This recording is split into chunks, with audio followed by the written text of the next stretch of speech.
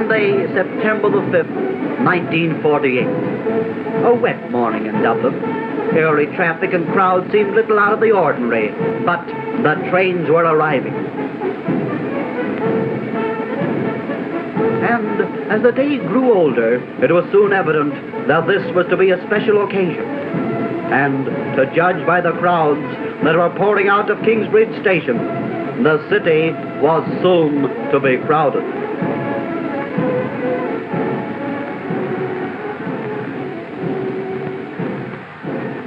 Colour sellers were doing a roaring trade.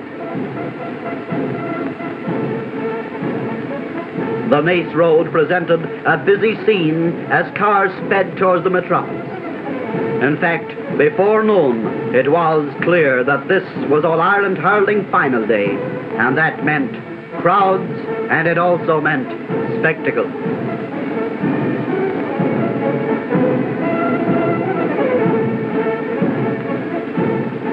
Yes, they came from all over Ireland, but notably from Waterford, for this was their day.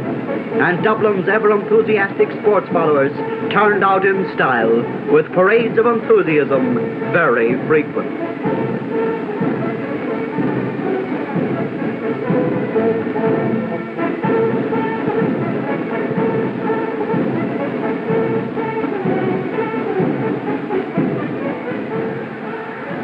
They came even from far-off America to see the title game between Waterford and Dublin.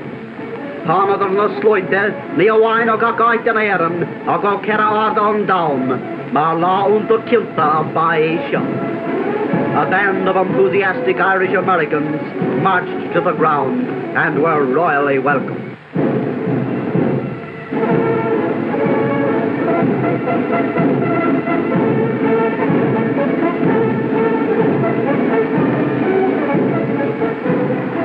Croke Park was thronged. Every possible vantage point was taken up early in the day.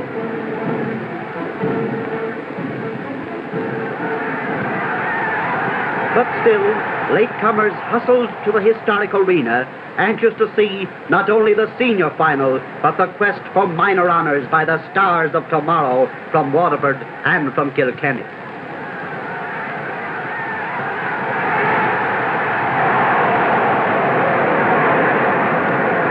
Waterford, brilliant team of the Munster Championship, hurled with rare abandon. But Kilkenny, traditional artists of the Common, fought back in thrilling style, and at the final whistle, Waterford had withheld the challenge by 3-8 to 4-2, just 3 points. But they had laid the foundation for their county's great day, and the first burst of Waterford enthusiasm soon followed.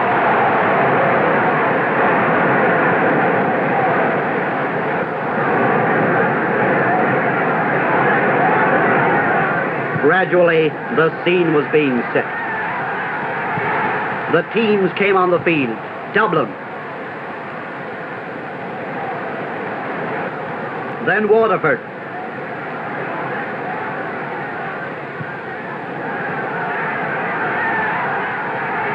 And so began that ever-inspiring march past of the Artane Boys Band and the teams. Waterford led by Jim Ware and Dublin by Frankie Collins.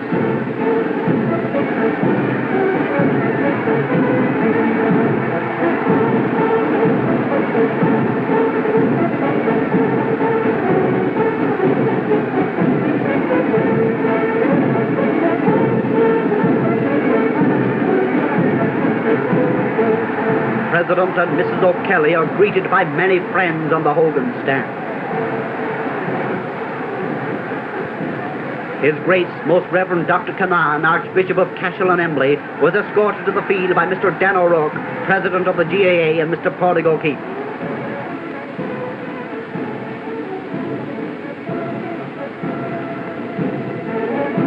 The national anthem.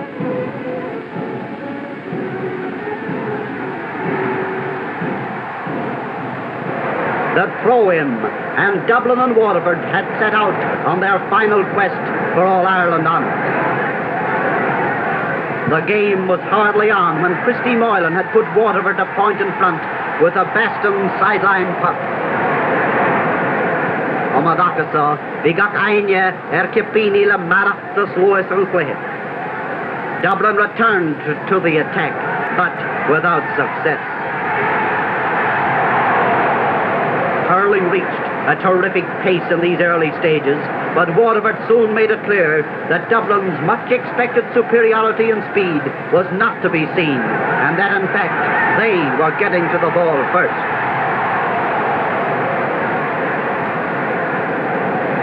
The Dublin defenders were getting things hard, and Matthews, Dumphy and company tried valiantly but vainly to keep John Keane, Ed Carew and Tom Curran at bay.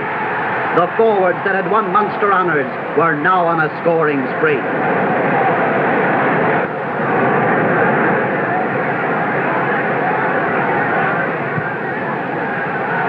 The crowd shouted their enthusiasm, particularly the Waterford crowd.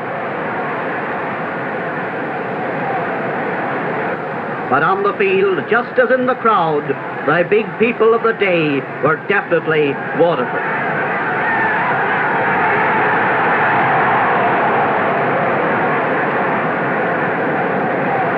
Dublin did attack, but weak shooting and a stout Waterford defence kept their total to 2 points. While Waterford had 2 goals and 5 points, an interval lead that was indeed merited. Yet, despite all this, there was life and there was hope in the Dublin camp.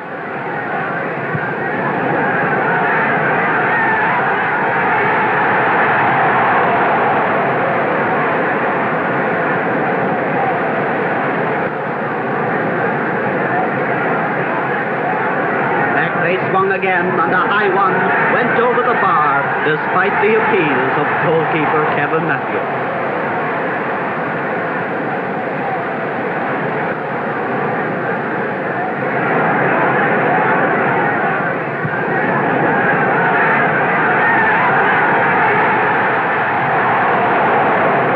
The fresh scoring put Larriga, at Martian Fane, the honest Brid Trudde, if Wirana Queer.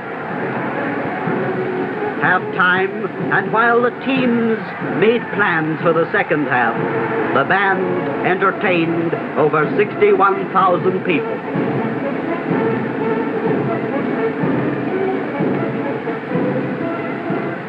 Dublin did show up better in the second half.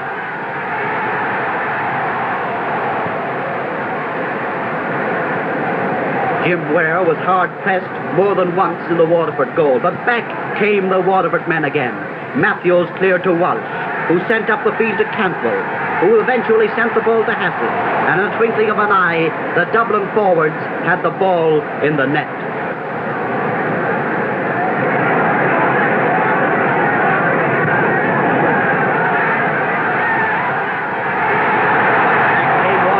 And John Keane laid the foundations for another Waterford goal.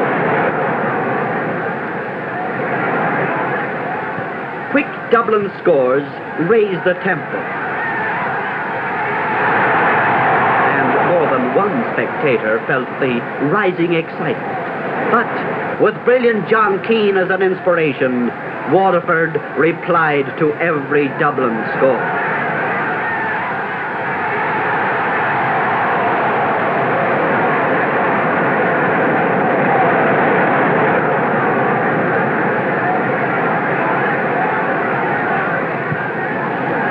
Christy Moylan, Kevin O'Connor, Ned Daly of Waterford and Tony Herbert of Dublin have a close part of play, but the clearance is returned.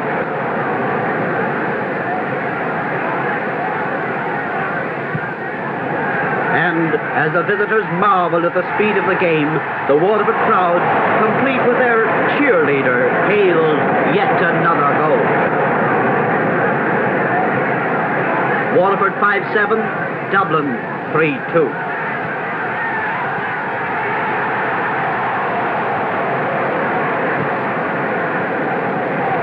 Back they sweep again. Daly, Curran and John Keane combine in adding another Waterford goal. The real flashes of fine Dublin hurling. Paddy Donnelly's solo run. For it was clear that youth was not easily discouraged. and with Jim Kennedy their brightest star, another goal narrowed the unassailable gap. But Waterford replied in a flash, and as the full-time whistle sounded, Waterford had made history by winning their first All-Ireland senior hurling title. You're here the Canado Gyaranach, the Uncade Crave of Mount Sheenshire, Wantalo, Egg Foreign Fort Larrigan. The joyous Waterford followers are jubilant, and no wonder. Finn Baston, John Keane, Christy Moylan, Mick Hickey, names to go down in hurling history. Smiling Jim Ware is chaired and cheered through the Hogan stand. And amidst unequalled Munster enthusiasm, he receives the cup from Mr. Dan O'Rourke. Creas Liam, the luck the poites, Cleat Rain. And so, as the crowd, partly jubilant, partly not so jubilant, as that crowd files away from Croke Park, we close yet another chapter in the glorious history of hurling.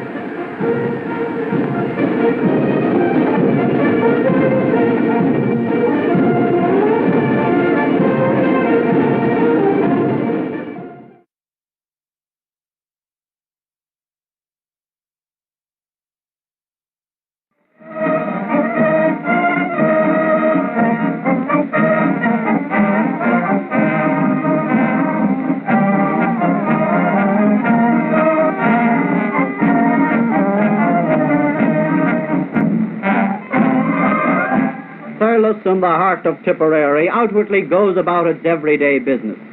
In 1884, it made GAA history when the foundation meeting of the association was held there. But in August 1949, it is a scene of other activity, for after the work of the day, the men of the county hurling team prepare for the All-Ireland Senior Hurling Final. The sports field, so often thronged for and alive with hurling final thrills from Munster, provides the preparation ground. Physical jerks, which the players take very seriously, running, sprinting, and keeping their eye on the ball, all form part of the Tipperary preparation.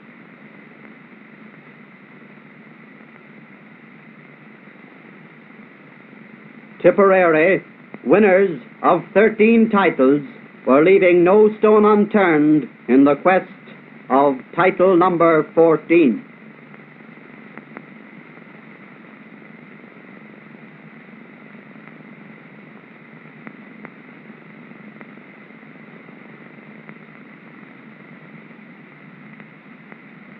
Captain Pat Stakelum and former hurling star and now trainer Phil Purcell find much to talk about in the way of tactics. But at Port Leash, a similar scene is enacted when the 1949 shock team Leash gets ready to oppose the lads from Tipperary. Trainer Dinny O'Neill, a grand player in his day, gives a few hints to Joe Stiles. Led by Paddy Rusty, their captain, they too indulge in sprinting and fast ball play. Vidar a rain e Gullaboola hai Cleha Creov na Heron. And the lads do a round of O'Moore Park, finishing with that burst they hope will bring them victory.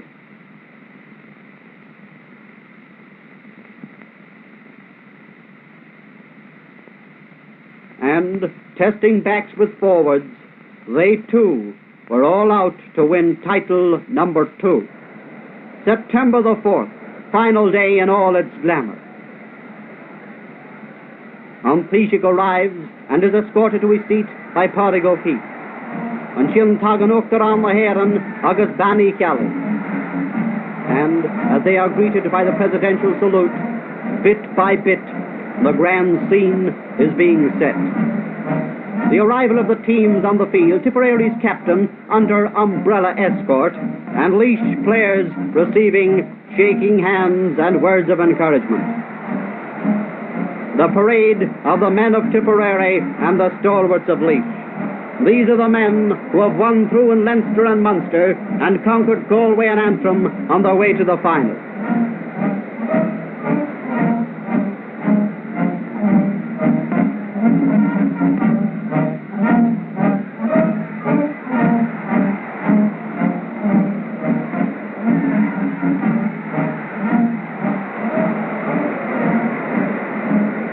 Reverend Dr. Canaan, Archbishop of Cashel, is escorted onto the field by GAA President Micheál Keogh, and the 67,000 people stand and sing the national anthem.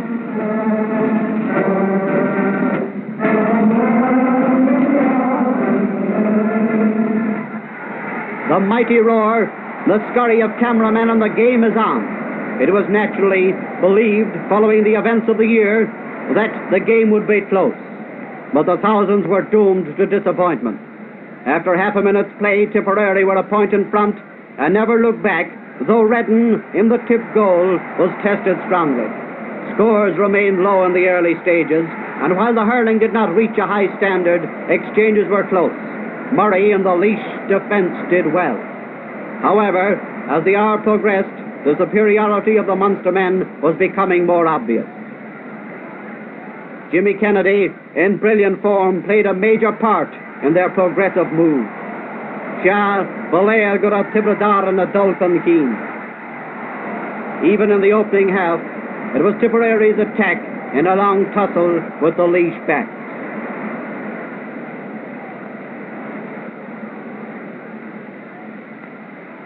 Rusty and Joe Stiles frequently sent the Leinster men attacking, and they kept the dividing margin low.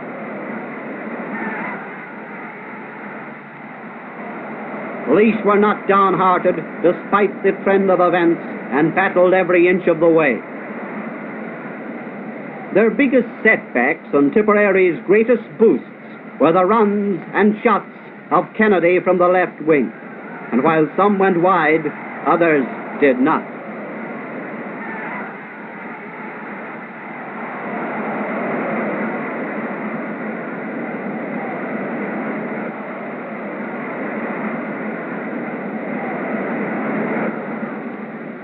Laois attacked, but were repelled.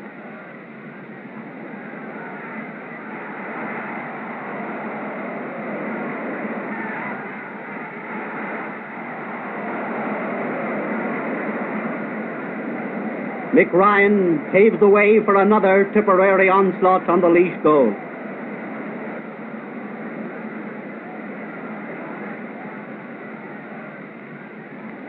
And then, shortly before the interval, came an exciting goal by young Paddy Kenny, a goal which dealt a hard blow to Laois. At half-time, Tipperary were 1 goal and 5 points to 3 points in front, and as the Artane Boys band paraded, many distinguished visitors from all over the world watched, listened, and were entertained.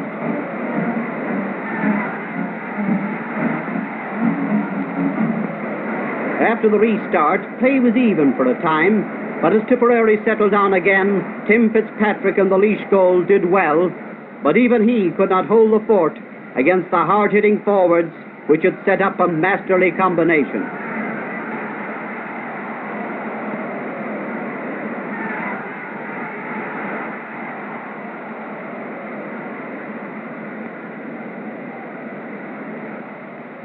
One of the highlights of the game was a point from a 50-yard sideline puck by Sean Kenny. Much of the great cheering one associates with such a day was missing, and Laois somehow never reproduced the form that had beaten Galway in the All-Ireland semi-final, against which Tipperary had stepped up to the peak. Bergen, Byrne and Gray opened up a Laois attack, but Pat Stakelum stopped it, and in a twinkle, Tommy Ryan was soloing through for a Tipperary point.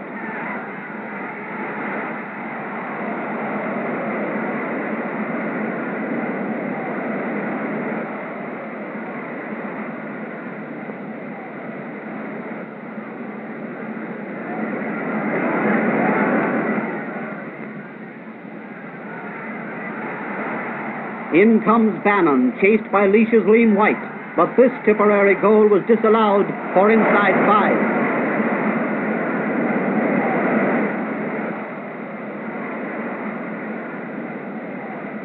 5. The game was nearing its end now, with Tipperary forwards rampant. Laois backs tried valiantly but vainly to keep them out.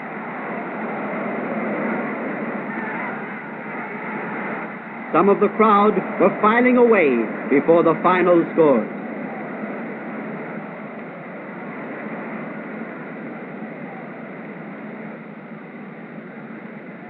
In a last effort, Joe Stiles tries from far out for a Leinster score, but the Laois men remain scoreless in the second half.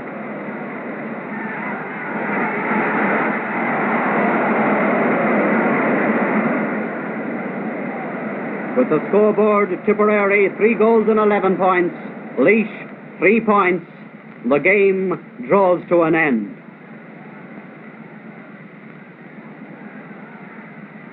Enthusiasts race in from all angles to cheer their heroes, Tommy Doyle, Tommy Redden, and others, while the Tipperary captain, Pat Stakelum, makes his way to the Hogan stand to receive from the hand of the GAA President Micheál Keogh the Cup of Victory.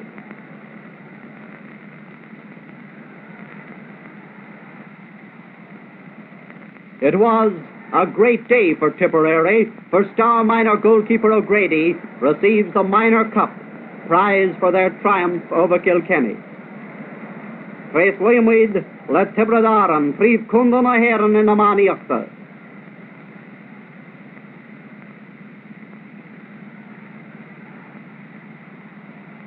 With thousands others, we salute the champions, Mick Ryan, Tommy Doyle, Tommy Ryan, Mick Byrne, Sonny Marr, all these hurlers whose deeds in 1949 have made history in Munster and in the All-Ireland Series.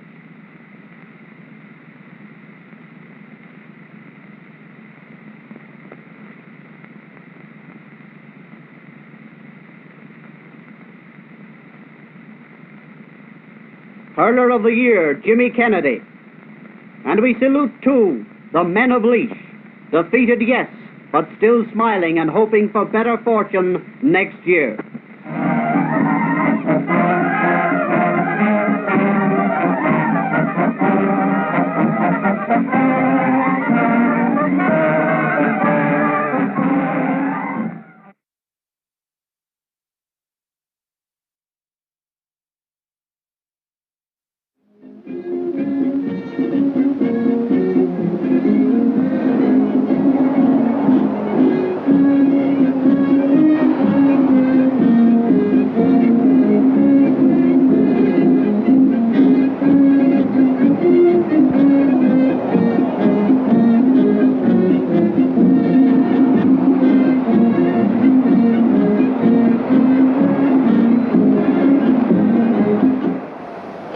Falter of Gatainyaga Park of Croke, Sunday, September the 3rd, 1950.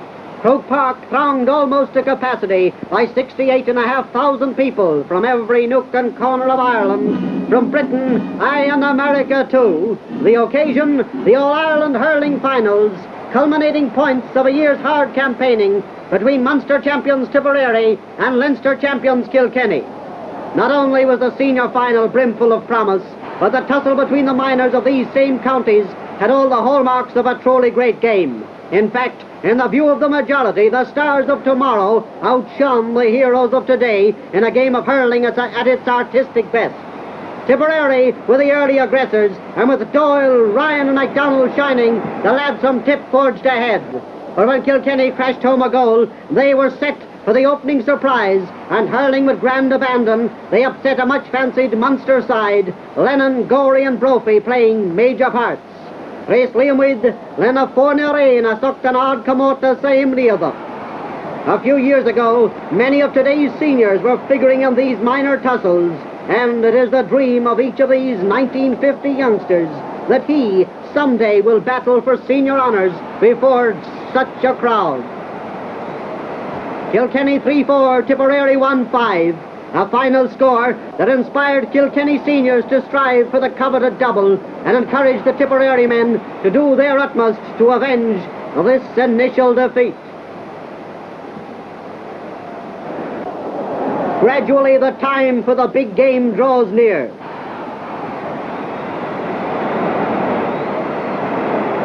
The teams arrive on the field, Tipperary all out to retain their title. Kilkenny determined to regain Ireland's premier hurling honour. The parade. Distinguished visitors arrive on the Hogan stand. On Tuachtarán agus Fanny Kelly. On Taoiseach. Sean McBreeda. Agus Eamon de Valera.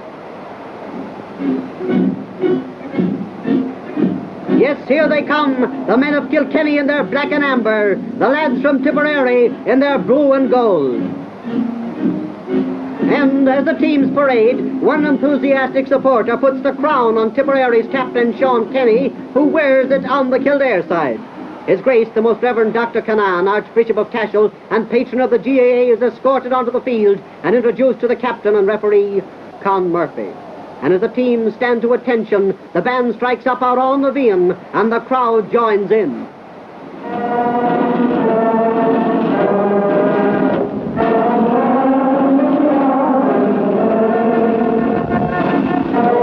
So the tussle is on. Tipperary are favoured by a strong wind in the first half, but the first surprise comes when Kilkenny take up the offensive.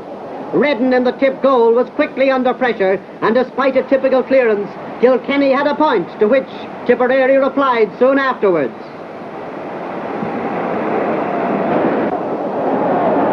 At this stage, a canine spectator, finding his view obscured, took up a midfield berth, but was escorted to the sideline.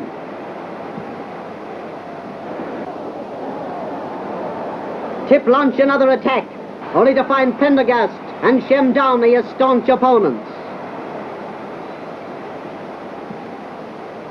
The Premier County is hard to dishearten, and once again they rally. But as the scores mount on both sides, the Kilkenny men have, if anything, the better of the exchanges.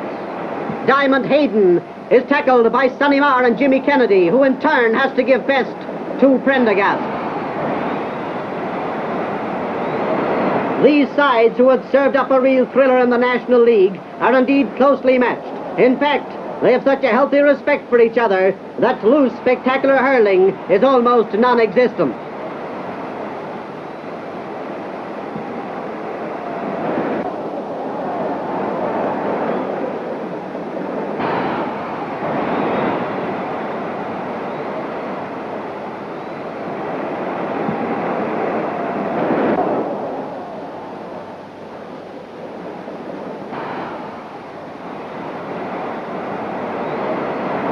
And as they near half-time, Jim Kennedy snaps up one and makes the score. Kilkenny 7 points to his Tipperary's 5 points at the half-time stage.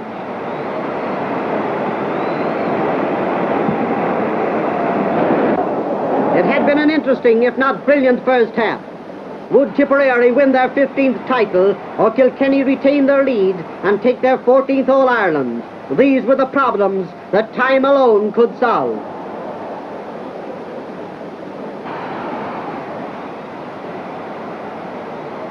From the restart, a Kilkenny breakaway is repulsed, and soon the tip-forward brothers Kenny test goalman Ramey Dowling.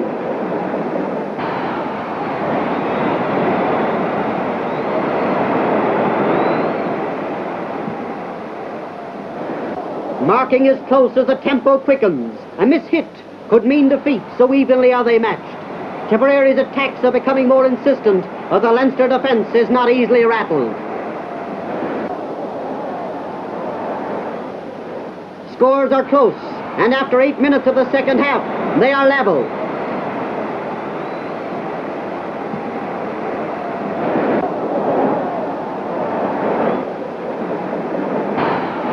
And a minute later, the Tipperary men have forged ahead. Shakintha v Tibradar and Adul Conceen. Now it was Kilkenny's turn to fight back, and like warriors they did.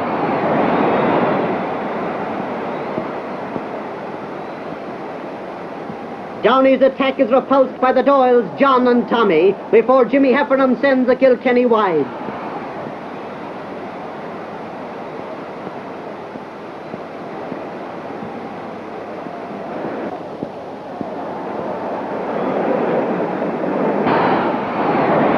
Tony Brennan and Seamus Finn combine to foil another attack. It's still anybody's game, with attacks switching from end to end with pulsating rapidity.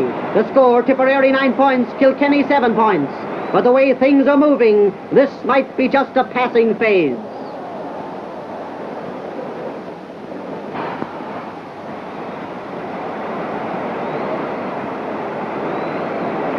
Now, Bannon is the relieving force in an all-powerful Tipperary selection.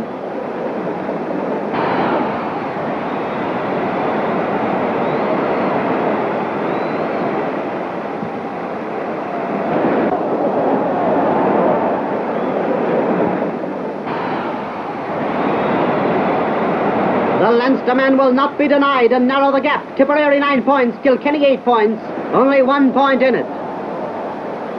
Come up, come up, come up, says Jimmy Heffernan, but the ball just won't obey. And Phil Shanahan and Pat Stakelum combine to relieve the situation for Tipperary.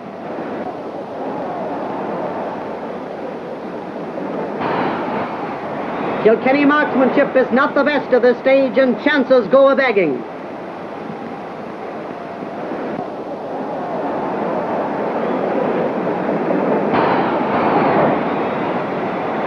Finn beats Langton, and in a flash, Langton avenges the situation. Bannon may be down, but not out as he cuts in an awkward one. Then, with time ticking away, Shanahan sets the wheels moving, and Tipperary crash in the first goal of the game. 1 goal and 9 points to 8 points in favour of the Munster team. This was real excitement now. But some of the crowd are moving away. Before they get very far, however, Kilkenny have replied with a Jimmy Kelly goal from the centre of the field. However, seconds later, the whistle has gone and Tipperary have retained their All-Ireland title by 1 goal and 9 points to 1 goal and 8, and so head for New York, undefeated in quest of further honours. The crowd gathers round the Hogan stand as GAA President Micheál Keogh presents the cups to Sean Kenny, the Tipperary senior captain, and to young Lennon, the Kilkenny minor captain. And so ends yet another spectacular chapter in the glorious history of Ireland's national game of hurling. Maihú Tibredar and Agus Kilkenny.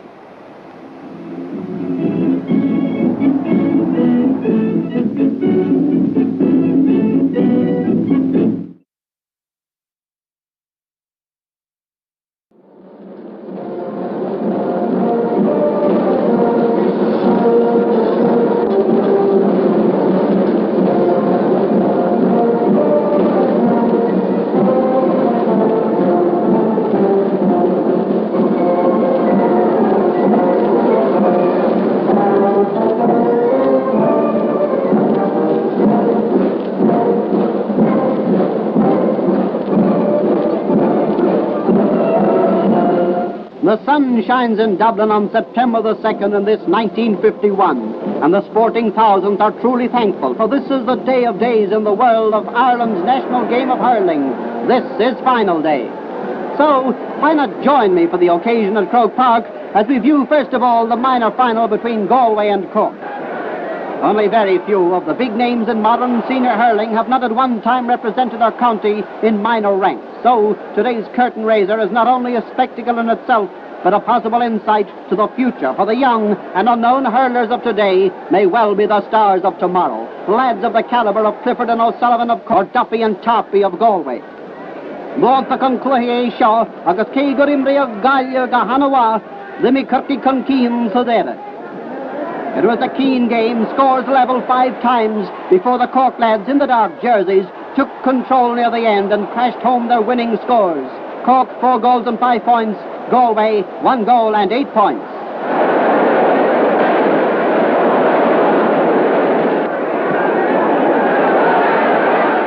It was a worthy triumph for the Cork boys, and those Galway lads, hurling pioneers of the West, certainly played with a craft that augured well for their future.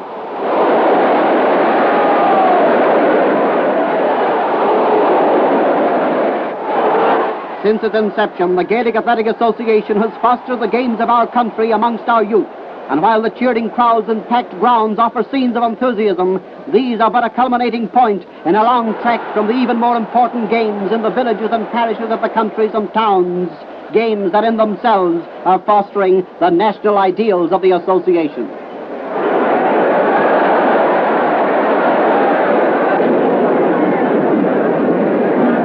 Gradually, the scene is being set for the big game between Tipperary and Wexford, who last met in a final 50 years ago before 4,000 people. Today, 68,515 have come to see the contest, including a party from far-off America. On the Hogan stand, on Taoiseach Éamon de Valera, members of the hierarchy, while the chatting crowds look down on the couple scene below. And Jim Haganok around the hair and agus Benny Kelly couldn't come out of station.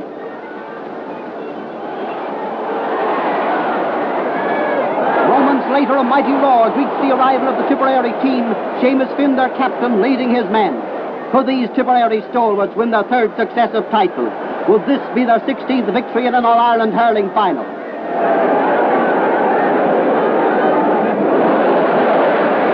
Here come Wexford, led by Nick Rackard and his brothers Bobby and Willie.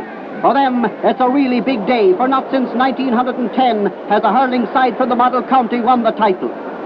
From Limerick comes the referee, Billy O'Donoghue, himself a hurler of not so long ago. And so to the parade, the Artane band leading these 30 men, cream of the country's hurling talent. Wexford wearing the white collars and led by Nick Rackard, the boy from Callan. Tipperary by the young Borrisolee man Seamus Finn, and a proud mascot who is not in the least daunted by the big occasion.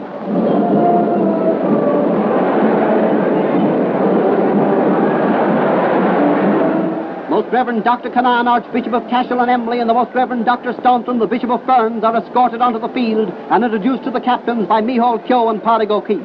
Then, as the national anthem fills the air, the crowd and teams alike stand to it as the tricolour flies proudly over the Cusack stand.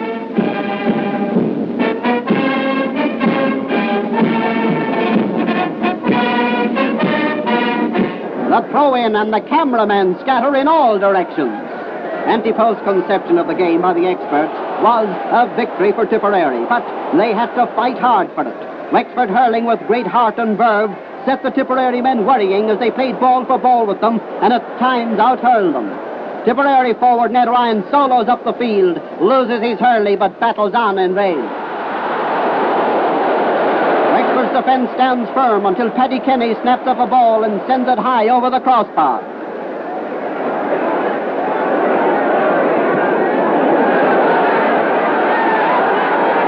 Wexford, undaunted, are soon ahead and worry their opponent's defence, but Tipperary take up the attack once more.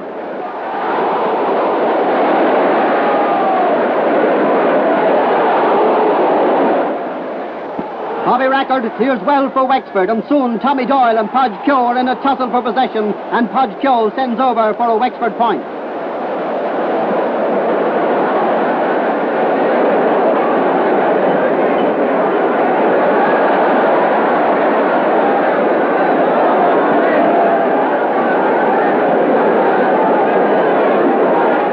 In they come again, with Wexford's Tim Russell tussling with Finn, the owing to the Munster player.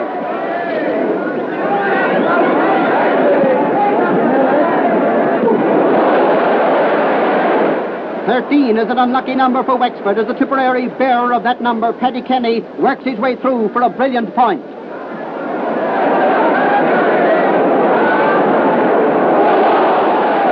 And soon, more scores have them level for the fourth time in the first half. The play is fast, hard hurling on the ground and in the air, keeping the crowds enthralled as play goes up and down the field.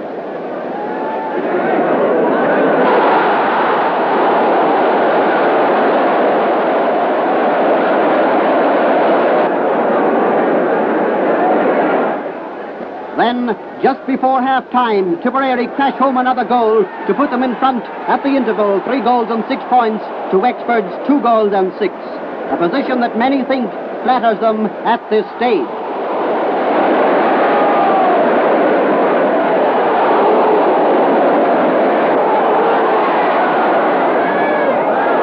On the restart, the pace is just as fast. Men like the Rackards and Wilkie Thorpe do great work for Wexford. Though behind, they still try hard.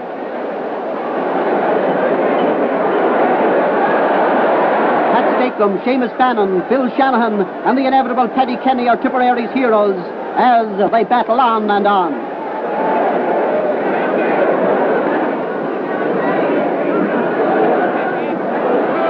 Eddie Kenny and Hanlon tussle for the ball almost on the goal line. Nick Rackard and Russell try to burst the way through, but fail.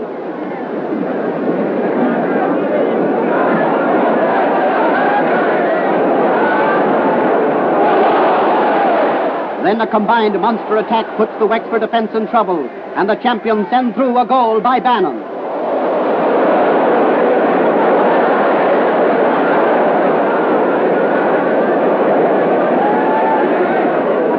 Yes, the game is still in the balance, but the Tipperary men are forging their way to the top.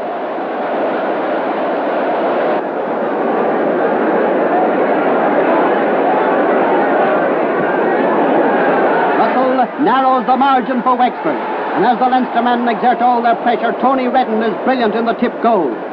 Wexford get those close in frees. Rackard, does he try for a point or a goal? His efforts for the goal are foiled, and soon Tipperary are swinging back into the attack again. Goalkeeper Ray Brennan saves, but Sonny Marr isn't far away. He's beaten by O'Donnell. In comes Willie Rackard to help too. Marr gets the ball to Ned Ryan, who finishes to the net for another Tipperary goal.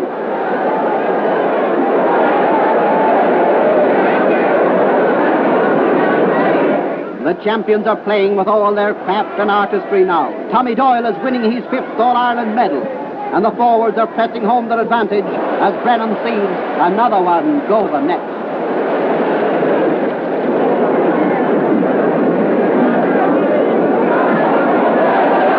Jim Morrissey tries hard for Wexford, but his efforts are in vain. So, with Tipperary 7 goals and 7 points, Wexford 3 goals and 9 points, the Munster men have taken their 16th title. The delighted crowd surges onto the field to cheer the heroes of the day, while soon all eyes are on the Hogan stand, where trainer Phil Purcell congratulates Seamus Finn, the youngest man ever to captain the Premier County to All-Ireland victory. Bhíanan Cluhe agus Bhíhol the Tibradar and O'Huska Dere and Law Walker Dial their Bukela Gurman and their Octaran come on lower class Gael. And so with the president of the GAA presenting the cups of victory to the captains, the curtains close on another chapter in the honoured story of hurling.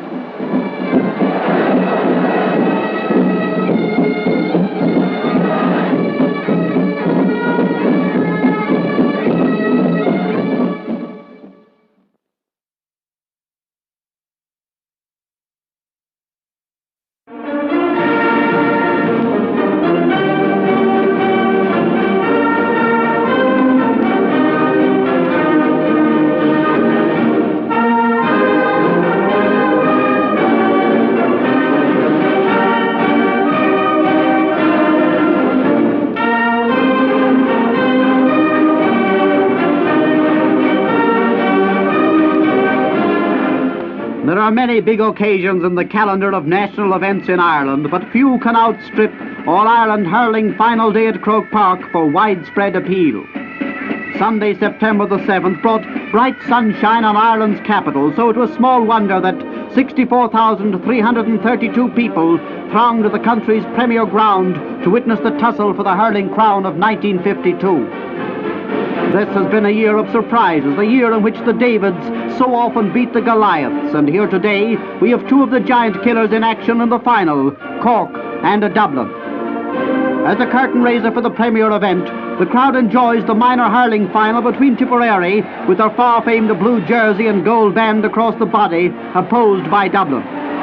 In the first half, it's nip and tuck, with Dublin's High, McLaughlin and Feely seen to advantage. However, the second period is only on before Tipperary's combination starring Devaney, the Quins and the score-getting Cleary asserts its superiority, winning the title by 9 goals and 9 points to 2 goals and 3 points. Little do we realize that the trend of affairs is the shape of things to come.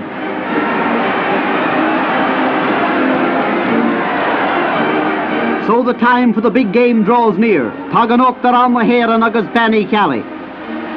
The teams, Dublin, champions of Leinster, and here come the Cork men, conquerors of Tipperary, the title holders and representatives of Munster.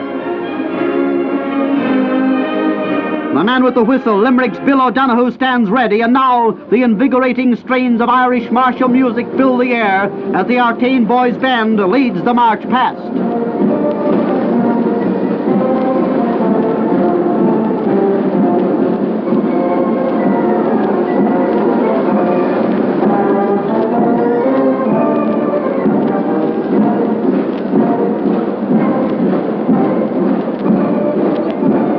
The parade, the music, the colour, all the pageantry for the big occasion. His Grace the Most Reverend Dr. Canan, Archbishop of Cashel and Emly, is escorted to the field by the chairman of the Central Council. The captains are presented to His Grace, and the crowd rises. The players, tense and excited though they must feel, turn, and as the strains of the national anthem swell over Croke Park, all eyes are on the tricolour over the Cusack stand. Shakinta Bavra and Ryerky.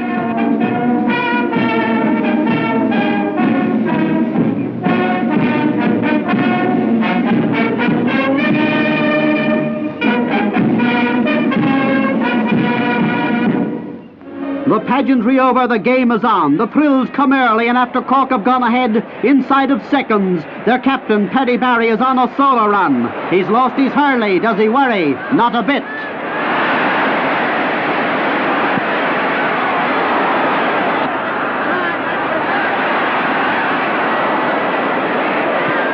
Dublin have the breeze in this first half and press hard, but scoring chances go a-begging as forwards cannot break down the defensive barrier.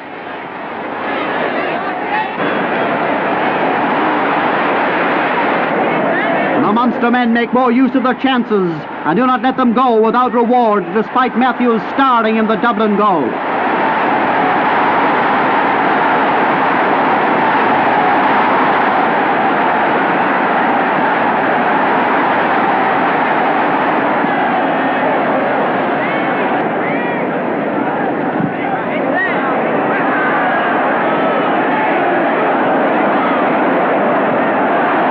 Dublin's Jerry Kelly sends over a point, but soon Cork come back into the attack once again. Fair here to Dubliner Ferguson and Cork hero Christy Ring have one of their many clashes. Dublin are in trouble now. Ring to Dowling, and bang! There goes the first goal of the match, which puts the score Cork 1 goal and 1 point, Dublin 2 points.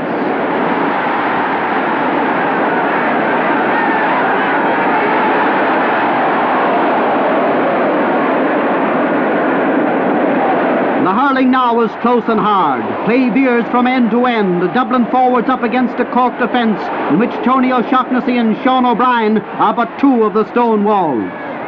Amadakasa is Biogata Atra, agus is Bran Komotase.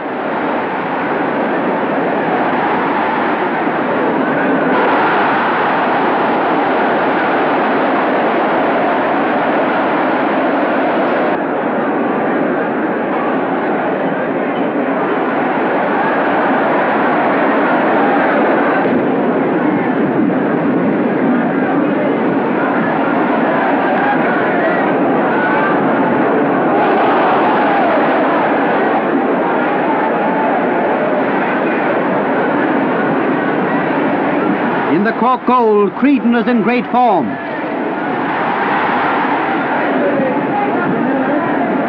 O'Brien adds to a clearance, but back come Dublin once again.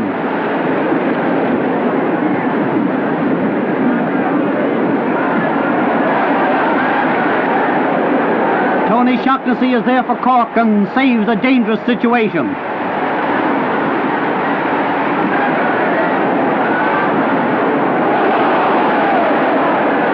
The closing score of the first half is a Cork point, and the Munstermen lead 1 goal and 5 points to 5 points at the interval.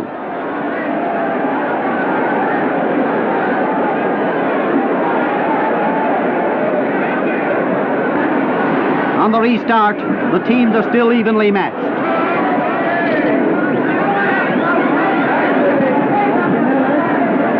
Dublin's McCarthy tries hard to break down the Cork defence, but Jerry O'Riordan saves the day for Cork.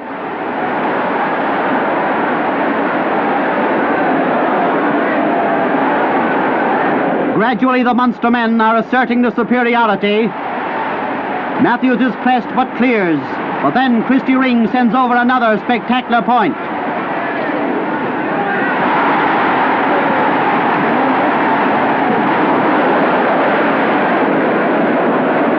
Dublin have lost many scoring chances. Con Murphy's point is not one of them.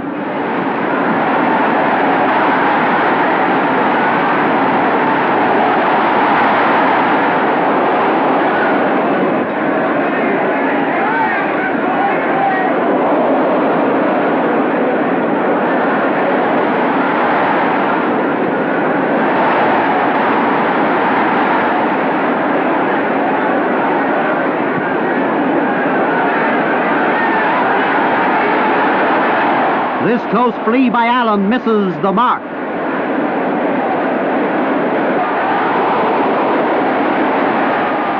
Now Cork are rampant, and when the Leinster men do attack, the Munster defence is rock-like.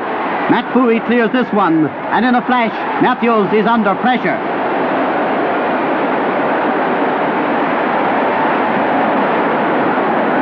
He saves once, he saves twice, but then Dowling crashes through another Cork goal.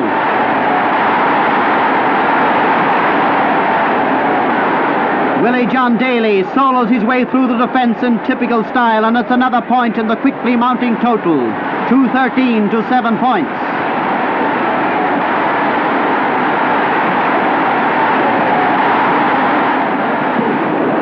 It's left to Paddy Barry to complete the score, bringing the winning tally to Cork, 2 goals and 14 points, Dublin, 7 points.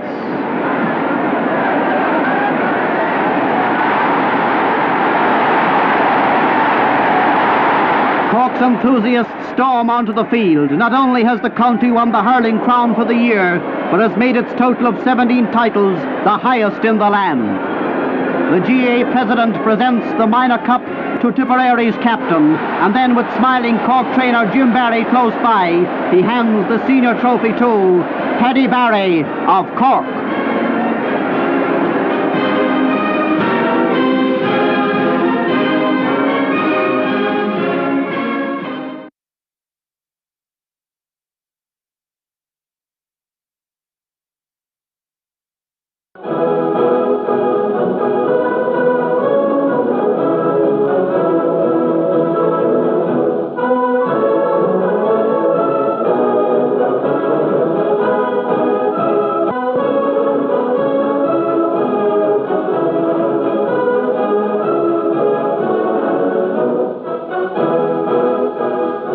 September each year, the thoughts of sporting Irishmen the world over turn to Croke Park and the All-Ireland final. So, why not join the crowds converging on Dublin on Sunday, September the 6th, 1953, for the hurling final between Munster champions Cork and the men of the West, Galway.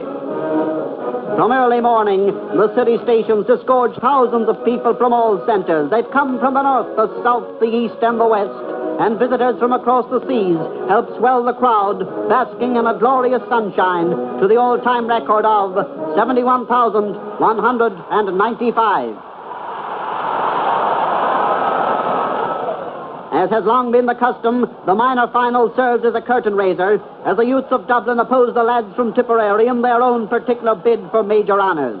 And a fine display they serve up to before Tipperary take their 8th title with a score 8 goals and 6 points to 3 goals and 6 points.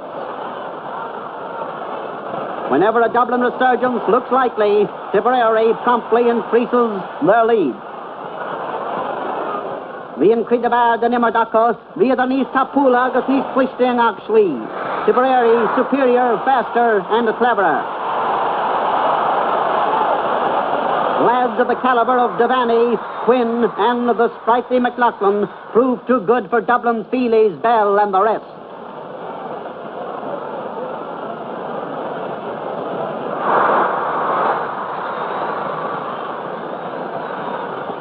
But now the senior teams are on the field. Cork and Galway, and oh yes, the photographers are there in force. It's all right, Paddy Barry. Groundsman Jimmy Curran has the sod in perfect condition.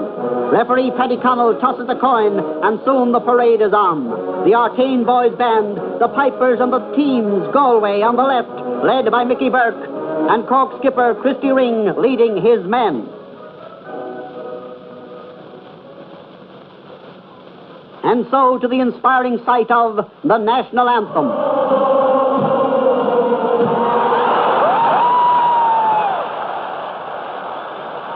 The ceremony, the preliminaries over, the game is on. Those opening minutes serve up hurling at its exhilarating best, sparkling with good play, and if the pace slackens in the sweltering heat, who can wonder? Galway are first to force the issue. A point by Seamus Duggan sends them ahead, but not content with that, they continue to press, but find the rock-like backline of the rebel county a severe stumbling block. Galway are hurling far better than in the semi-final, but just cannot reap the full reward as Cork goalkeeper Dave Creedon and backs Jerry O'Riordan, John Vines, and Tony Shaughnessy refuse to wilt.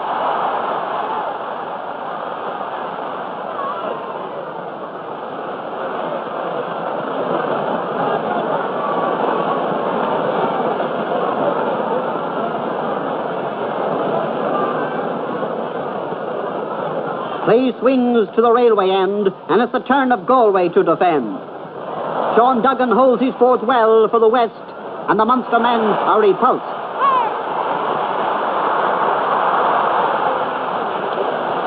There's plenty of close, hard hurling at this stage.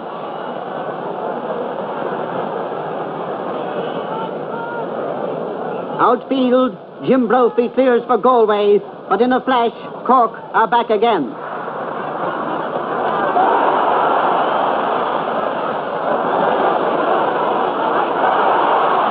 It's a wide this time, but soon Paddy Barry has taken the ball on his stick and sends over the equalizer.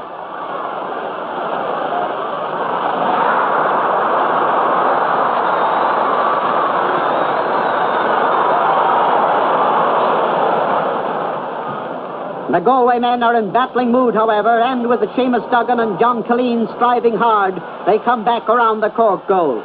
The crowd gets plenty over which to enthuse, and the Munster men have reason to be thankful to the forceful Jerry O'Riordan having the game of his life.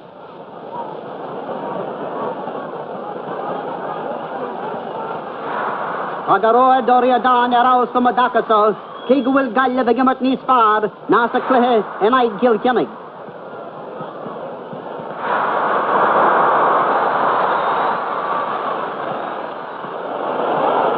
Cork, playing with the stuff of which champions are made, are settling down now.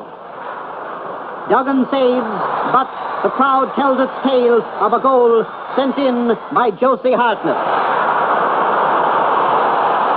A dropping ball, the clash of the ash, and the ball is in the net again. The champions are in top gear now, and at the half-time whistle, they lead 2 goals and 1 point to 3 points. The interval over, Cork strive to increase their lead, but Galway with Mickey Burke subduing the immortal Christy Ring, and each man giving his all, start an incessant bombardment on the Cork goal.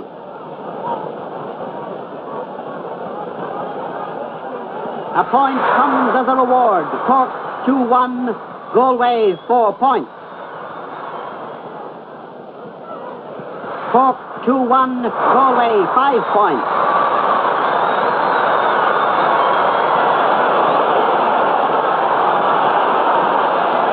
Michael McInerney gets the ball outfield, and it's heading for the goal area. And with the defense beaten, it strikes the upright, rebounds into play, and soon has gone over the line wide.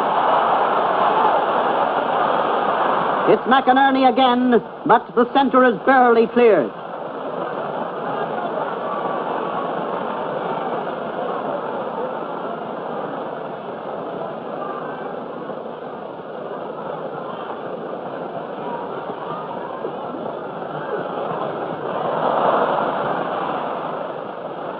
Inky Flaherty tries a shot, but it's sent out over the line by Matty Fooey.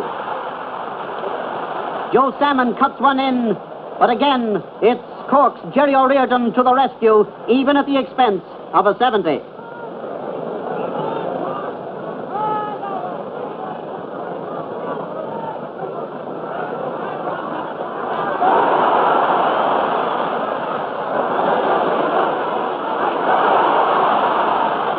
After 9 minutes of the second half, Cork lead by only 2 goals and 1 point to Galway's 6 points. Hubert Gordon receives a pass outfield, and there it is, the equaliser for which all Galway has been waiting. Cork, 2 goals and 1 point. Galway, 7 points.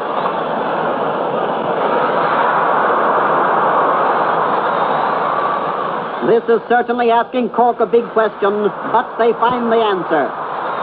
They swing play to centre field and into the Galway half.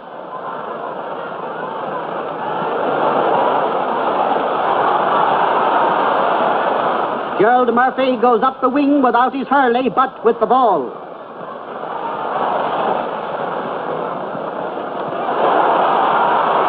Galway come back, and Cork's Tony Shaughnessy clears to the centre of the field to Josie Hartnett, who has played a major part in Cork's wins of the year, and he sends in a shot.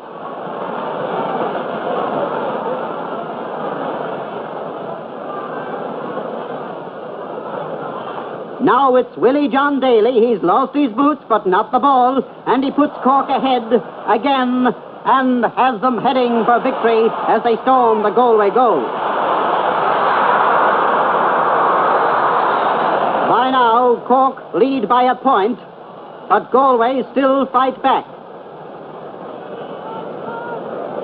The bootless Josie Gallagher solos across the field. His shot just nicks his stick, and Vintumi comes to the rescue of Cork.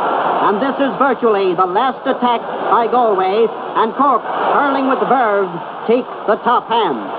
Half with an Anawa Higkirkig, either Clishtag as Math.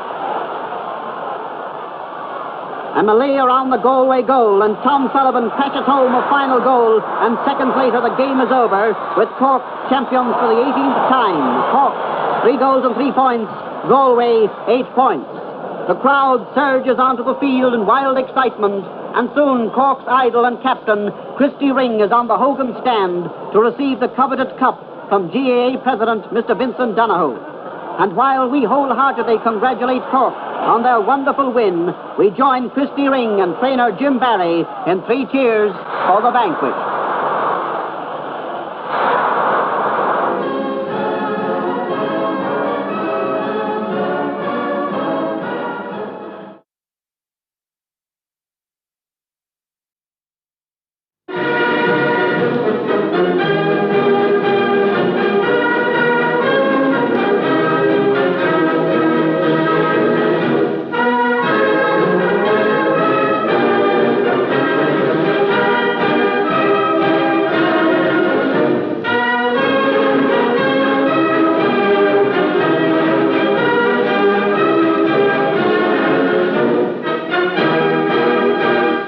Commentator's box, it seemed that all Ireland was at Croke Park on Sunday, September the 5th, and no wonder, for this was hurling final day. And if the crowds came to see the senior game, they also turned up in time to see, and indeed wonder at the prowess of the minor finalists, Tipperary and Dublin. The Dubliners took a first half lead of 1-3 to 1-2. They increased it after the restart, and then after looking easy winners, had to weather the storm of a typical late rally by the Tipperary lads. Still, the Dubliners kept their superiority, and at the final whistle had won 2-7 to 2-3. Names like Bobby Boodman, Kavanagh, Bell, Bracken and Farnham will long be associated with this great victory, and with players like Liam Quinn, Bell, Holsborough, the Tipperary mentors can look to the future with more than mere hope. And so to the big event, the senior game between Cork and Wexford.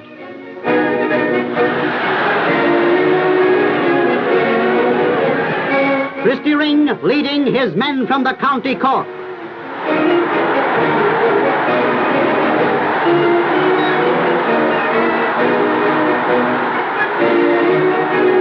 And the Wexford team led by Podge Keogh.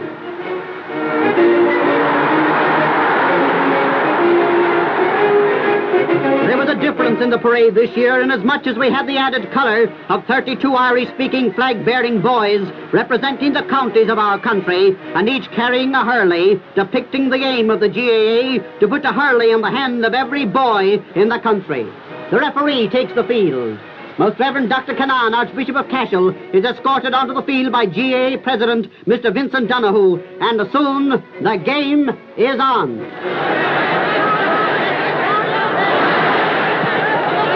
What a ding-dong struggle it was. Cork, the holders of the title, settling down best in the opening minutes and laying siege in the Wexford goal, though, mark you, the Corkmen had their moments of pressure too. The spotlight was truly on Christy Ring in his bid for his 8th All-Ireland medal, but this shot was saved by Wexford goalkeeper Art Foley.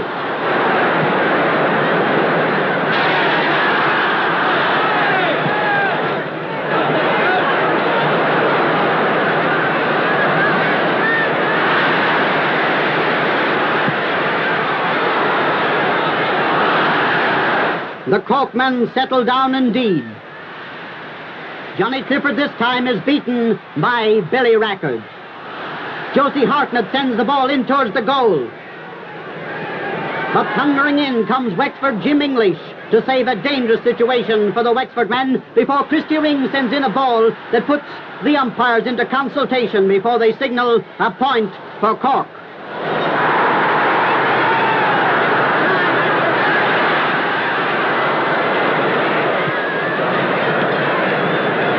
The play switches to the other end of the field as Nicky Rackard sends over a point for Wexford, who are pressing indeed as the first half ends. This shot by the same player is broken down. It goes to the wing, but back come Wexford again. The ball goes to Tommy Ryan. He sidesteps 2 men and sends the ball to the net for a goal for Wexford. Excitement, well, just look.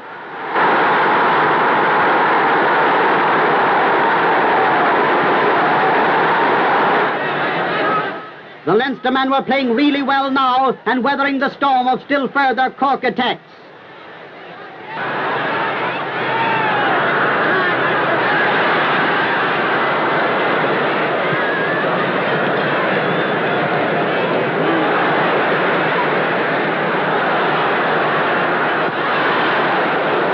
Nicky Rackard gets the ball, is tackled by Matt Bowie. He gets it again, is tackled by Vin Toomey. His shot goes in high, but wide. And so, as half-time comes, Wexford lead 1 goal and 3 points to Cork's 5 points. And during the interval, the record crowd of close on 85,000 people listened to the music of the band.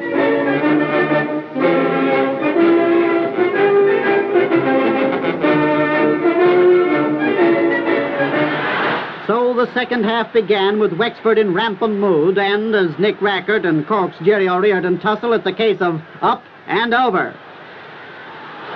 And as this junior pikeman looked on, the resulting free was sent wide.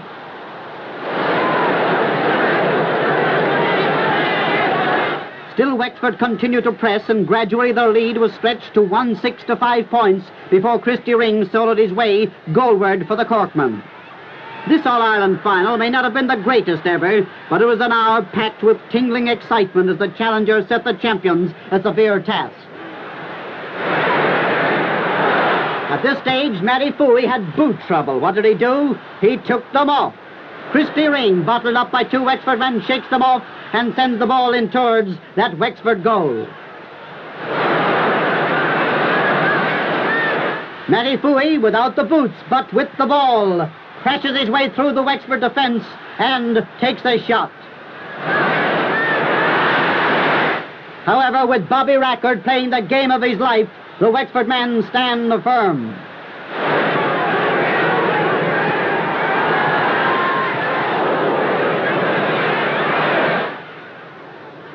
Vin Toomey sends Cork attacking again.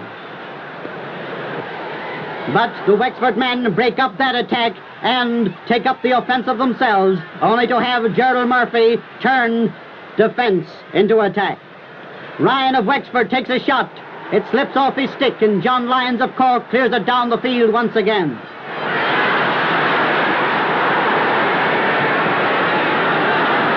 Around this time, Tony Shaughnessy came into his own in no uncertain manner as the wing-back for the Corkmen.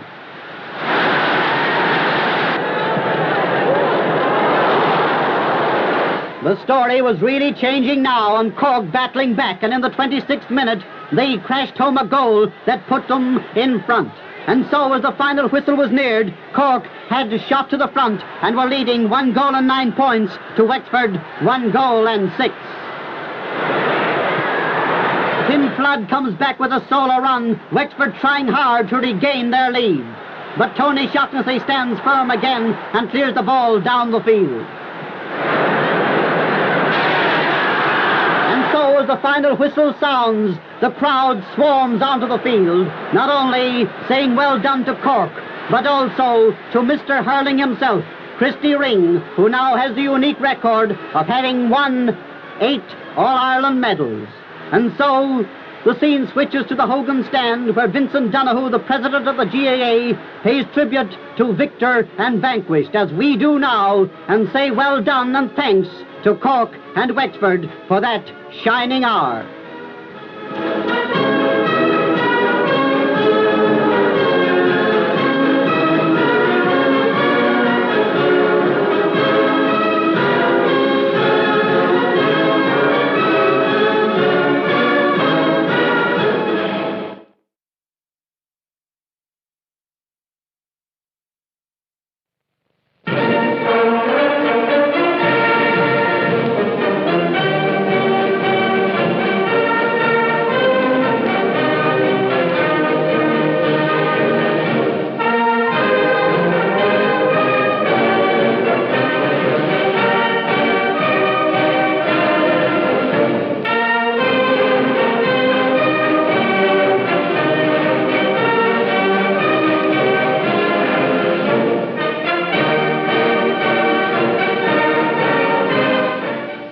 Hurling final day, as usual, brought the crowds to Croke Park, Dublin, from all over Ireland and from other centres too. From morning, a stream of people filed to the gates for the big games, a happy group keen to see the best in hurling between the Wexford men and the Galway men. For weeks, the talk of the country had been who would wear the hurling crown, and now on September 4, the answer was to be provided. What a grand spectacle as the world-famous Croke Park housed a crowd of over 72,000 eager followers of our national game. Down through the years, the All-Ireland Minor Final has been a curtain raiser to the feature event. How often it has provided an exhibition of the art at its best. This year, it was the turn of Galway's youngsters to oppose the lads from Tipperary, and of course the hurling was bright and at times even sparkling. Tipperary, playing with traditional dash and zest, soon had the position on hand, and try as Galway would, they could not match the craft of such players as Ray Reedy and Jimmy Doyle, names surely destined for further honours in the game of hurling.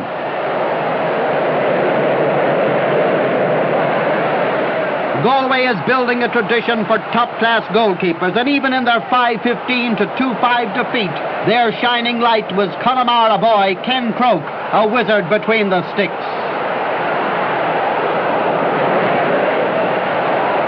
Despite the one-sided nature of the final score, interest never flagged as Tipperary treated us to a hurling exhibition.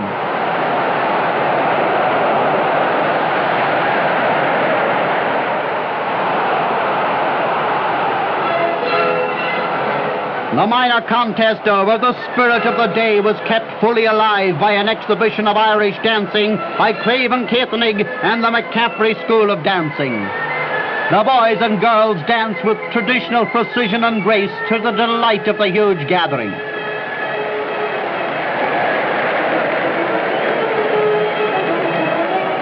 Nirvada Godanik na Fornair and Bark. Soon the teams are on the field. Galway have a hurley swinging youth at the helm. Wexford's Nick O'Donnell and Podge Kyo. And Bobby Racker gets in a little stick work. And so to the colourful parade, Arcane Boys Band, the Fintan Lawler Pipers, and Galway, led by Jimmy Duggan and Mogan Duggan. Here they are, the 15 men of the West, fit and anxious to battle for hurling's greatest honour.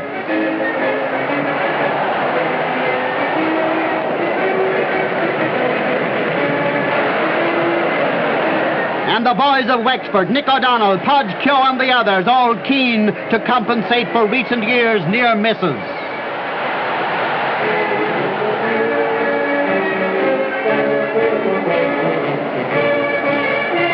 Most Reverend Dr. Canaan, Archbishop of Cashel, is escorted to the field by GA President Mr. Seamus McFerrin and Secretary Paddy O'Keefe. The introductions, and soon the game is on. Almost from the start, Wexford attack. The pace is fast, the hurling keen. Nicky Rackard gets a ground pass, pulls hard, and the ball shakes the net.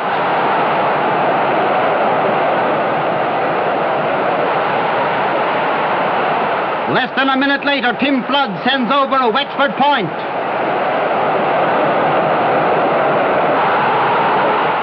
Roundabout now, the people who viewed the final as a cakewalk for the Leinster men were having a wonderful time, but their joy was short-lived. Billy Duffy from a free has a Galway point, which instills new life into the Westerners. Here they come again, and Jimmy Burke and Paddy Egan combine to score a Galway goal. And now it's Paddy Egan adding another to put the Galway men in 2-1 to 1-2.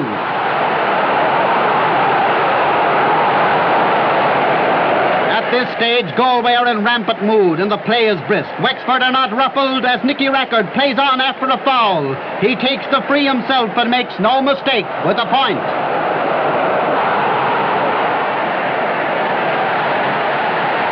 Bhí an chluhéir áwas sa chéad lá agus is beag a bhí atra. Bhí muintir na GAILLIMH gimmit go honta gar fad agus iad cwng tosig go dtí an sus.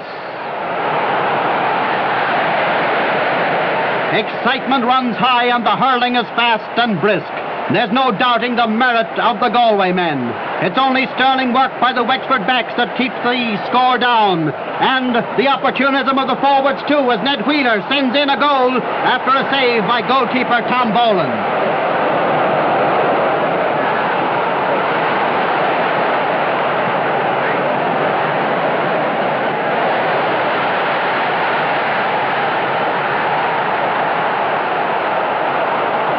Billy Rackard is chased here. He swings the first time, he misses, he swings the second, and he gets it.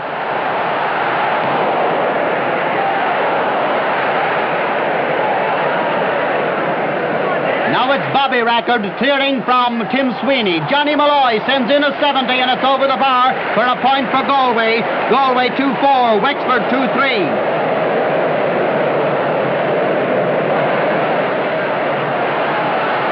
And in the closing moments of the first half, Mogan Duggan increases it to 2-5 to 2-3.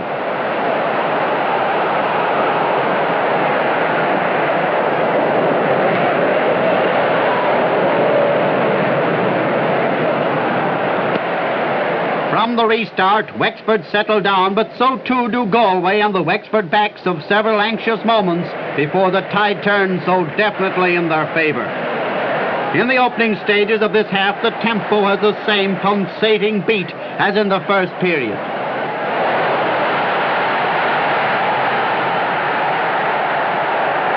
Galway's Joe Salmon is doing well about now, as is Jimmy Duggan, and Salmon almost has full reward for an effort at goal.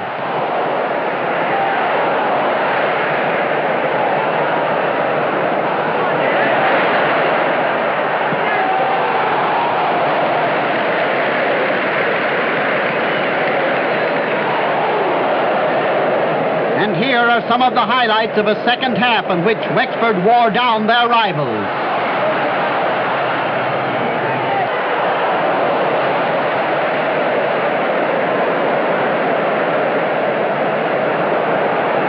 Seamus Hearn, who had such a successful wandering game, begins with revival in earnest with this point from far out.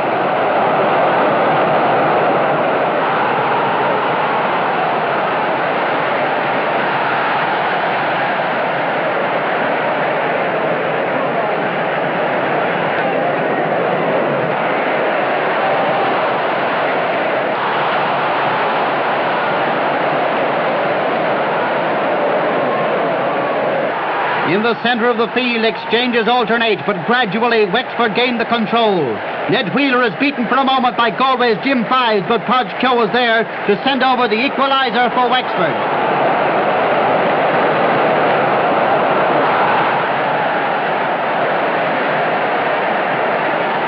Paddy Keogh pretends to go right, goes left, sends to Nicky Rackard. whose point brings the lead to Wexford.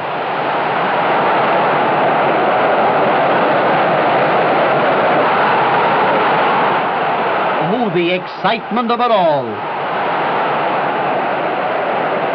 A 21-yard free and another Nicky Rackard point. The Wexford men are on the victory march, but to show there's life in Galway, Mogan Duggan does likewise for them.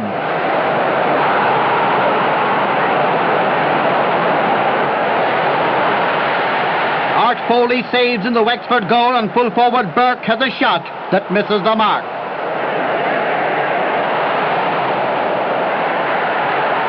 Now it's Wexford on top, hurling with the dash of champions. Gradually their total mounts, and with it, their daring. Mick Morrissey solos up the wing. Billy Rackard's free, but this time the sharpshooter Tim Flood is wide of the mark. It's all done by mirrors by these would-be onlookers. Joe Salmon loses his stick, but boots the ball, and to take it is Wexford's Jim Morrissey.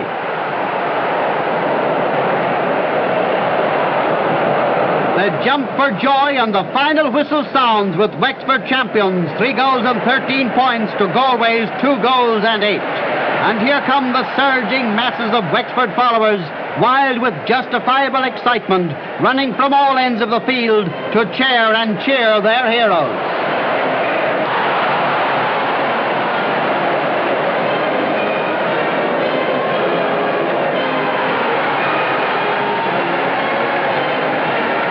And on the Hogan stand, the president of the Gaelic Athletic Association, Mr. Seamus McFerrin, presents the McCarthy Cup to Wexford's captain, Nick O'Donnell, who indeed has played a captain's part in this great day for Wexford hurling.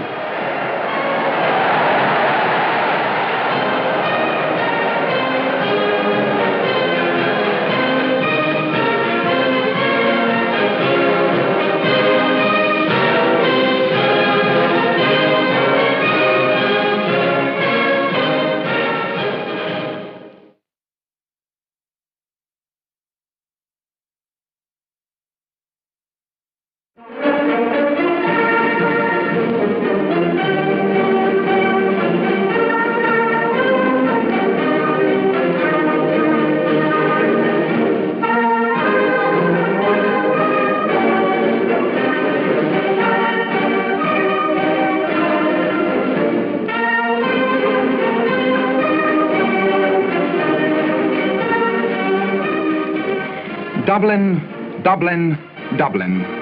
All roads lead to Dublin and to Páirc Croke. And for many, the journeys started as far back as 10, 15, and perhaps even 20 years ago. Keep at it, son. Perhaps these boys look forward to seeing their names in headlines. Headlines which not only tell of the prowess of the two oars, Ring and Rackard, but set the stage for the long-awaited and widely discussed All-Ireland Senior Hurling Championship Final 1956, Wexford versus Cork.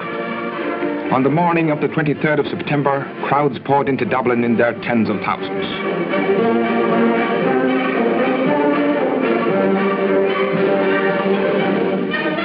O'Connell Street was never so crowded as on that Sunday afternoon. Get your colours of the match. For the Irish everywhere, this was the day of days. This crowd of 500 came from New York and earned themselves the title, the Flight of the Gaels. Many before leaving their homes checked the wireless so that the old folk who could not travel might enjoy the broadcast commentary of the game. No food shortage here.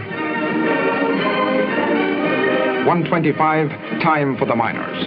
Kilkenny in search of their 5th title, and Tipperary, the holders and already 9 times champions. The lads from Tipperary were quickly into their stride, and O'Grady, Doyle and Flynn gave them a 5-point lead before Buckley opened the Kilkenny tally with this point from a 21-yard free. The play quickly swung to the far end again, and Doyle, Ryan, O'Grady, Scott, Maroney and Flynn dazzled the crowd and the Kilkenny defence in the process of extending their lead. Kilkenny had bundles of energy, but overdid the fancy stuff, and so played into the hands of the faster, quicker striking boys from Munster.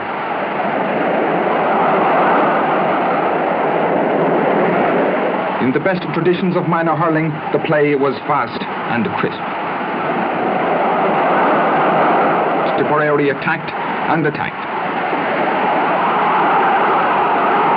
And although the hopes of the Black and Amber were raised in the second half when Malloy slammed in a goal, Tipperary were not upset and stretched their 17 points into the lead to 20 before referee Cathal O'Loughlin called it a day and left Tipperary winners for the fourth time in 5 years by 4 goals, 16 points to 1 goal and 5 points.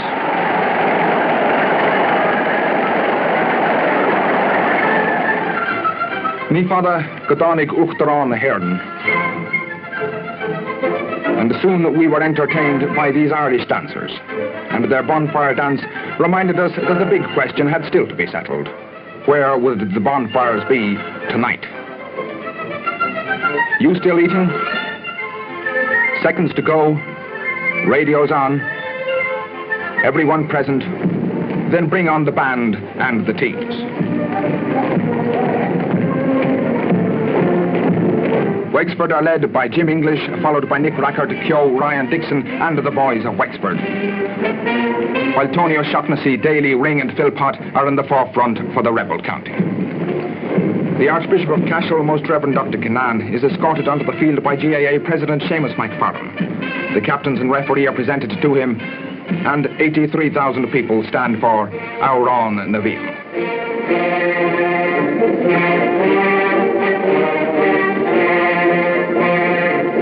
The team starts level, seconds later, and the game is on. Cork sweep away, and Ring sends them into attack.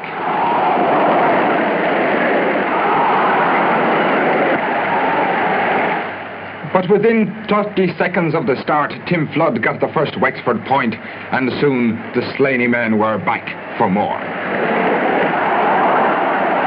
The Cork rear guard put up a stonewall defence, but a slip, Podge Keogh was in and crashed home a goal. 4 points lead in 3 minutes. There was no sign of a rout here, and Christy Ring from a 21-yard free opened Cork's account. The hurling was vigorous, brilliant, and above all, sporting. Bobby Rackard beats Christy Ring and sends the Wexford men attacking again. Ball comes into the Cork goalmouth, but Cashman clears right off the goal line. Martin Regan at the other end avails of an opportunity and sends over another Cork point. And again, it's Cork attacking. But this one was saved by Mick Morrissey, who made one of his several solo runs across the field to clear for the Wexford men.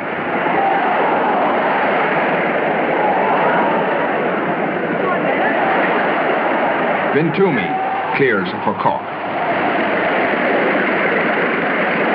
And Goulding sends the Cork men attacking again. 1-4-0-2. And Wexford still putting on the pressure. Philpott chases the ball, goes after it again.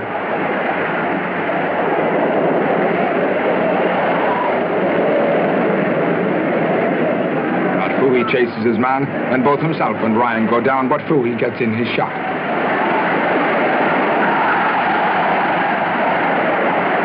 And again, it's Wexford attacking, and another Wexford point. We meet the gCARMAN the Gimmert Kohunta Kamadakasa, August for Yokarid Aharu. Tim Flood added yet another point, and Tom Dixon made it 1-6-0-2. But Cork were battling back, Ring pointed, and then Eamon Goulding, and again Ring made it 1-6-0-5 at half-time. The game restarted at the same strenuous pace, and Wexford appeared to be breaking down their opponent's resistance. Rackard soon stretched Wexford's lead to 5 points, while his brother Bobby was doing well in the Wexford rear guard.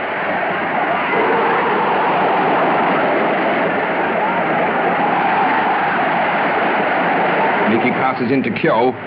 Keogh is hampered but gets his kick in, which, however, went wide.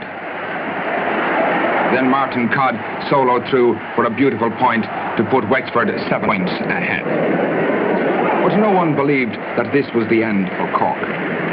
Philpott chased every ball. So did Goulding, Dowling, Fouhy and Daly. And the midfield exchanges were keen and close.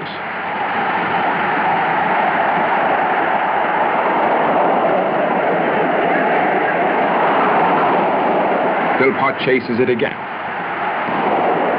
And soon the inevitable turn came. A close-in 21 yards free. Who else but Christy Ring? He lifts his strikes and it's in the net. Cork are on the way back.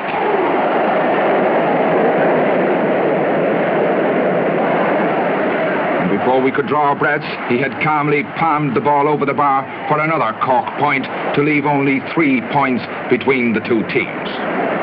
Wexford 1-9, Cork 1-6.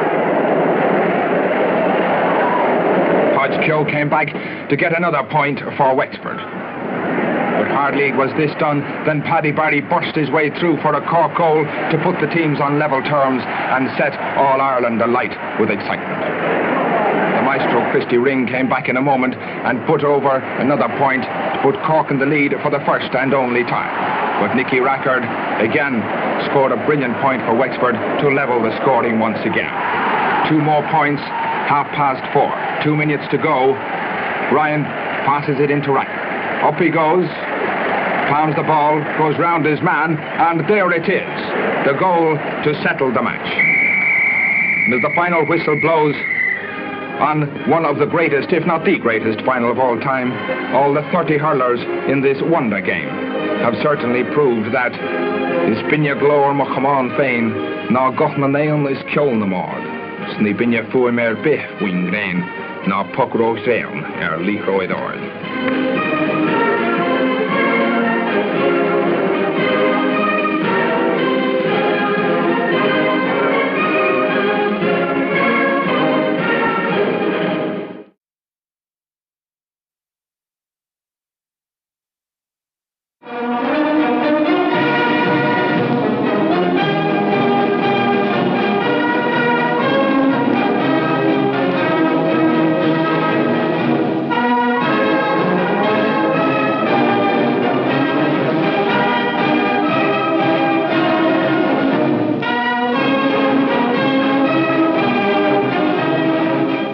Summer weather favors the close on 71,000 people, representing all walks of life and many nationalities, who thronged Dublin's famed Croke Park on September the 1st for the 1957 All-Ireland Hurling Final. As tradition dictates, the ever-colourful proceedings open with the playing of the minor final, and this year, the boys of Tipperary and Kilkenny provide a treat of fast, good hurling that is but an appetizer for the real feast that the men of Waterford and Kilkenny are to serve in an incident-packed, thrilling senior decider.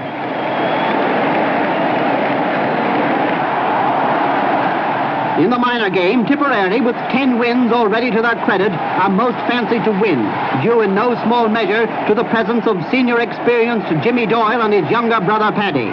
Victory is theirs, all right, but only after a stiff testing hour against a Kilkenny team that fights back from being 6 points behind to making the Munster boys really struggle for their goal win with a score of 4-7 to 3-7.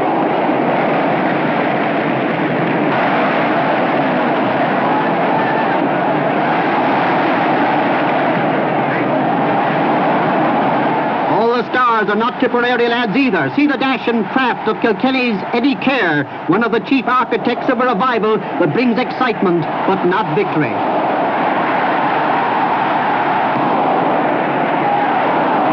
And so the tension mounts. The parade of the senior teams, the Artane Boys Band, the Black Raven Pipers, and the men of Kilkenny in their striped black and amber jerseys, and the men of Waterford in their white with blue collars and cuffs.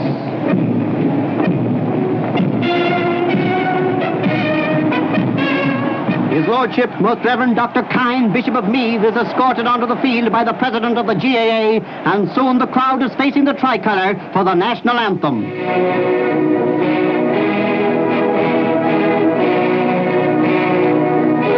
And so the stage is set for this thrilling game, and at the throw-in, every possible vantage point seems to have been taken up.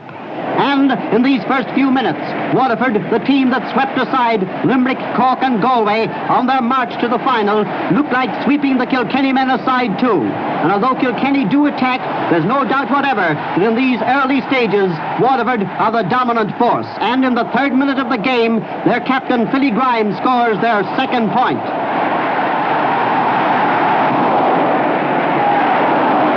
Back come Kilkenny with a point by Mick Kenny.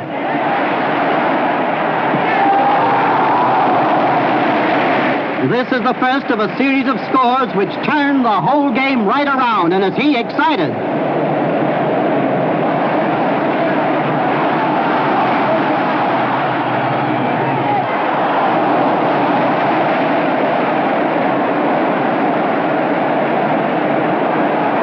Dennis Heaslip gets the ball on the wing. Into his hand and over the bar.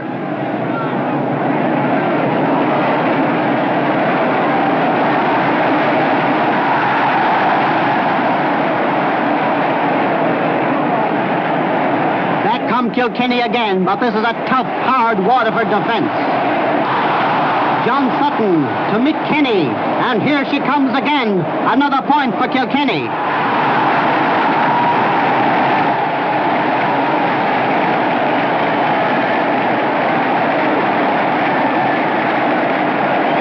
And it's Mick Kenny again to stretch the lead to 1-4 to 2 points after 16 minutes of play.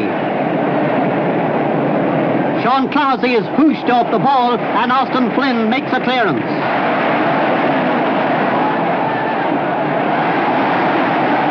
This shot by Philly Grimes goes wide.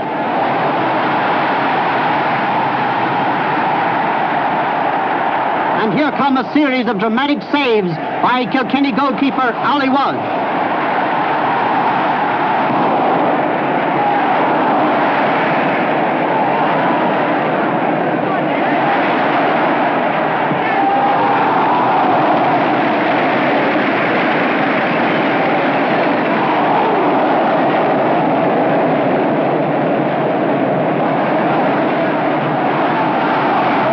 Waterford, who have trailed so long in this first half, are fighting back in dramatic fashion. Billy Grimes, a long shot, a high shot, and a straight shot over the bar.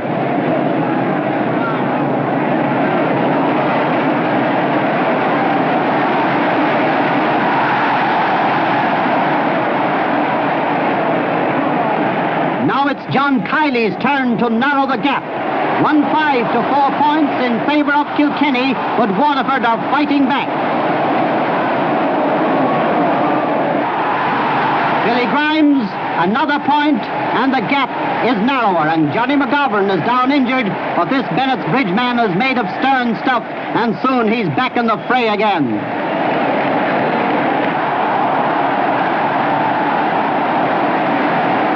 Here's drama in the Kilkenny goal. An attack around the goal. The ball is in the net. The score is disallowed. But seconds later, Waterford have scored a goal. And seconds after that, they've taken the lead, 1-6 to 1-5 at the interval.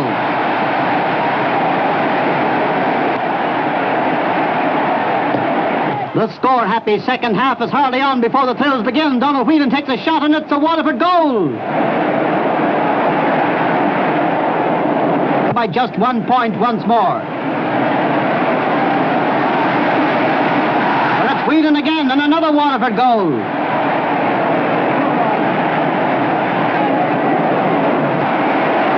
Around this time, Waterford are hurling really wonderful stuff, and Frankie Walsh increases their lead.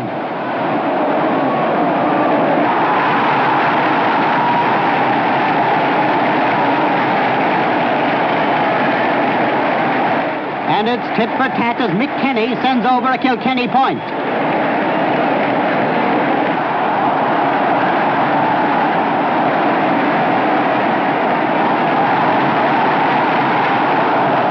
Donald Whelan again, and a Waterford point.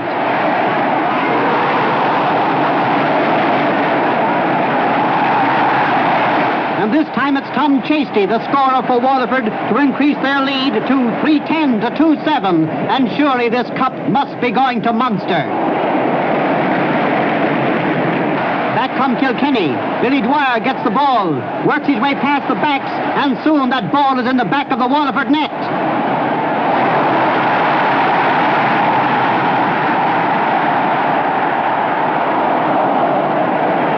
But Waterford attack again, and Philly Grimes increases their lead. Back him, Kilkenny, and McKenny scores a point.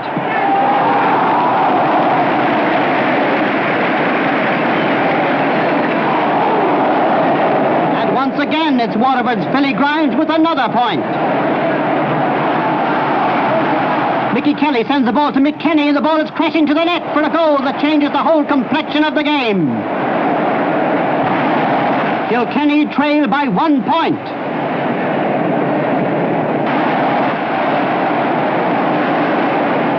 Mickey Kelly to Sean Clohessy. Clohessy's shot is blocked down. He takes another shot, and it's over the bar for the equalizer.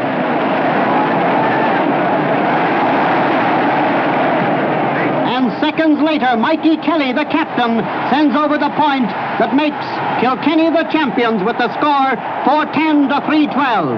And so, with the crowd cheering for all their worth, the Kilkenny captain is cheered off the field with the cup of championship honor.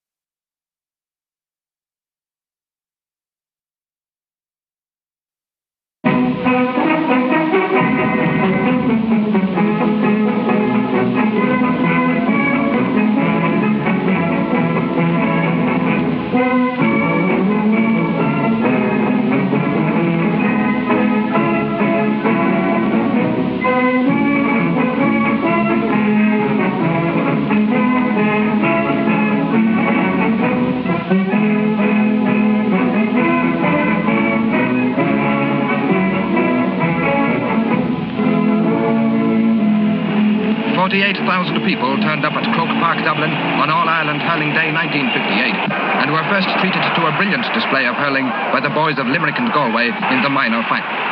Here Gardiner points a 21-yard free to leave the Westerners happy with their interval lead of 5 points. But the Limerick lads were far from beaten and were determined to secure their second minor title and, in the process, prevent Galway from getting there first. They bombarded the Galway goal from the start of the second half, and Hartnett, Cobb and Sexton fought with enthusiasm against a fine Galway rearguard. Kelleher shoots in. He gets it back. Then Cobb gives a hand.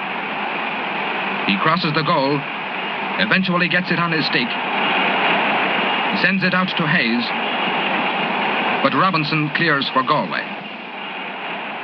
However, Hartnett is there to put the Shannon-siders attacking again, and here Murphy scores a goal to leave his team only 3 points behind.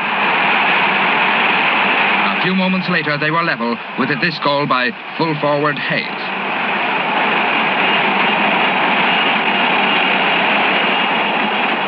Then Limerick went ahead, and it was Galway's turn to equalise with a neat point by Stanley. But this snap goal by Limerick's Sexton was the turning point. Although Galway fought back valiantly in the closing minutes, and the issue was in doubt to the end. And Galway had the last word with this point by Gardiner from a 21-yard free. Moilem Shiv a Wukali Limni, August Arnoy a Wukali na GAILLIMH freshen. The Artane Boys Band stand to attention awaiting the arrival of Uachtaráin na Héireann, who was greeted by Most Reverend Dr. Canaan, Archbishop of Cashel. Then the traditional parade of the teams.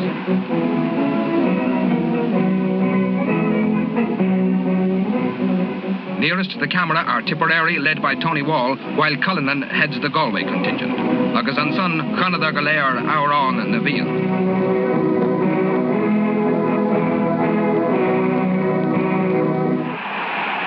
GAA President Dr. Stewart starts the game, and soon Jim Fives is called on to clear for Galway.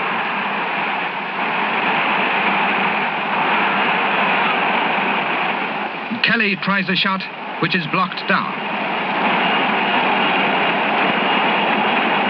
Then it comes out to centre-half forward Young, and he has a goal.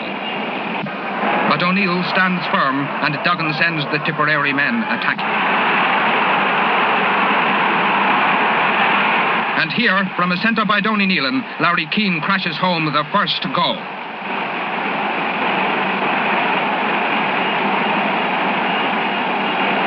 And Tipperary keep up the pressure, but this shot by full forward Devaney went wide. Another goal from a Tony Wall 70 gave Tipperary a great start. But down at the far end, Galway were not idle, and the Tipperary defenders were sorely tested as Galway fought back until they were only 4 points behind. Tipperary accepted the challenge quickly, and after Donny Nealon hit the post, Liam Connolly got the ball in the far wing and made no mistake.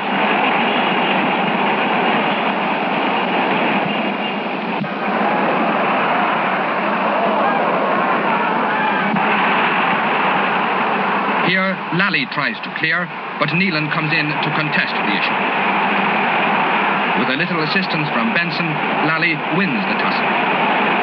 He rises the ball, but muffs his shot, which goes to John Doyle. And now, Packy Burke has to follow the ball out to the Cusick stand sideline before he is satisfied that this attack is repulsed.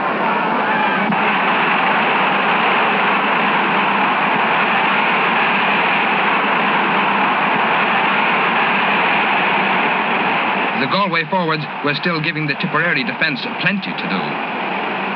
But men like veteran John Doyle provided an almost insurmountable barrier. Larkin tries a shot at the Canal goal, which is cleared off the end line. But he gets it back again and increases Tipperary's total to 3 goals and 4 points. Let's have some more, says Jimmy Doyle, as he sends in to Nealon, who shoots Tipperary's 4th goal to give them a commanding lead.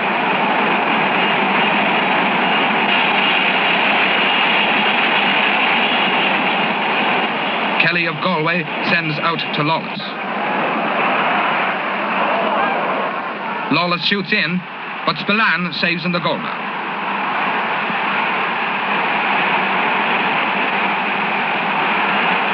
Galway come back again, and now Sweeney has a try. This time, goalkeeper O'Grady blocks the way.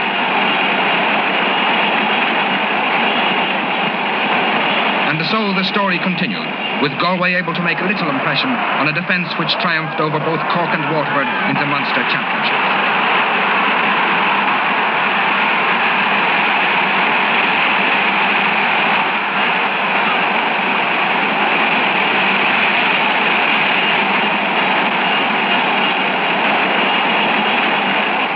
And it's John Doyle again.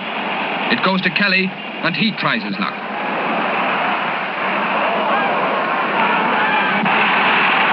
And here comes Joe Young, and Kieran Carey clears his lines. And the interval comes with Tipperary leading by 4 goals and 4 points to 1 goal and 3 points. We winter Hibredarn e Gimmert Kohunta Kamadakasar, of the Baro Yakariad Aharu.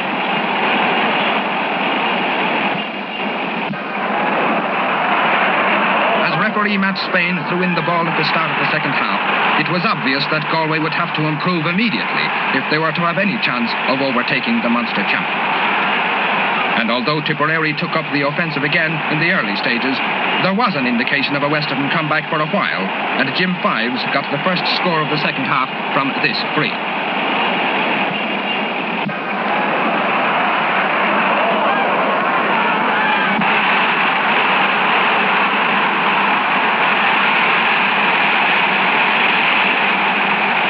And Galway continued to press. And despite the best efforts of John Doyle, first Sweeney, then full forward O'Neill, and then Lawless force their way through. But Jimmy Finn gets the ball downfield again to set another Munster attack in motion. This one went wide. But soon it was a case of, as you were, and Jimmy Doyle shoots this Tipperary point, which left the score at 4 goals and 5 points to 1 goal and 4 points after 6 minutes of the second half. This temporary reverse only encouraged the Connacht men to greater efforts, and with Benson in goal and Sweeney outfield, a distinct improvement was noticed. Here Benson makes one of his many fine clearances which kept the Galway goal intact in the second half.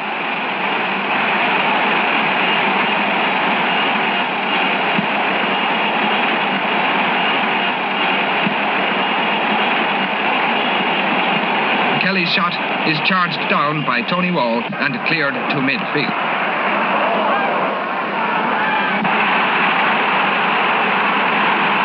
Out there, ex-goalkeeper Sweeney collects the ball and puts it back into the danger zone, but again the Tipperary defence stands firm and the play reverts once more to the railway end.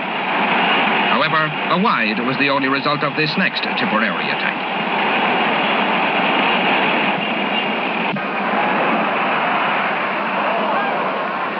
Every ball was hotly contested, and Galway were matching the Tipperary men stroke for stroke. But everyone was keenly aware that this was not enough.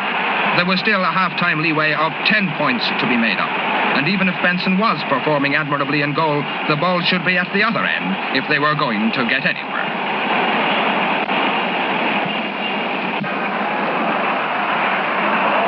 And yet it was Tipperary, through this point by Donny Nealon, who increased their interval lead.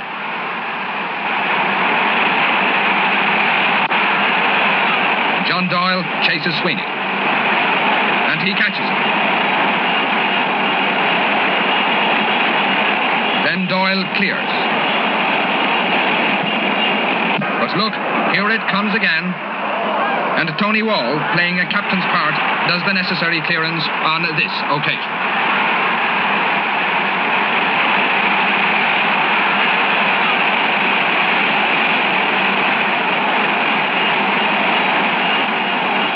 Star Galway player Joe Salmon sends to Kelly. Kelly shoots goalwards. O'Grady blocks it down, but Conway goals and arouses hopes of a new Western resurgence.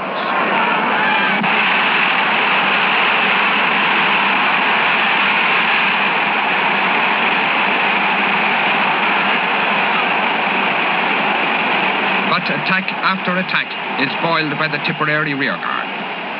And although a 70 was awarded here, Jim Fives could make little use of it.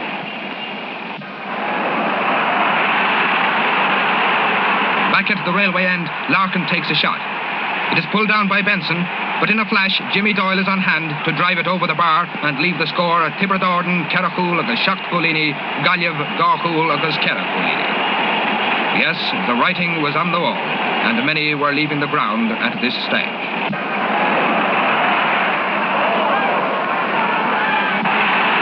Play still flowed from end to end, but despite the enthusiasm shown by the players, the spectators were obviously satisfied that the game had been won and lost.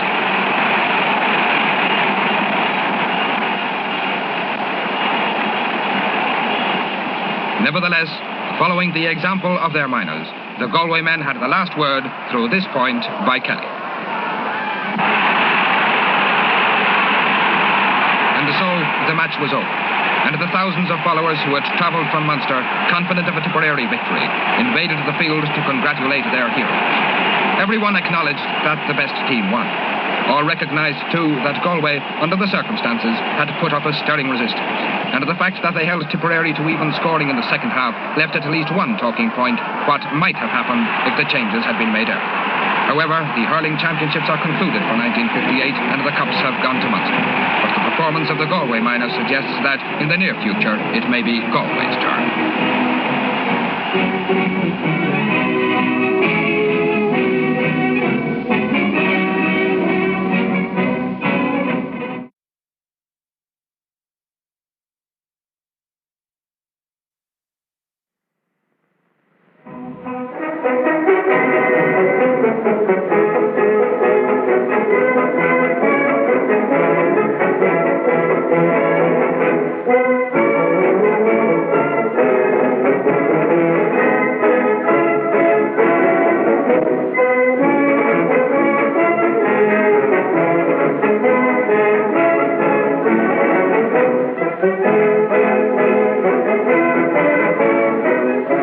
Many of the thousands who came to Croke Park, headquarters of the Gaelic Athletic Association, on Sunday, 6th September 1959, saw a new skyline as they came along Jones's Road.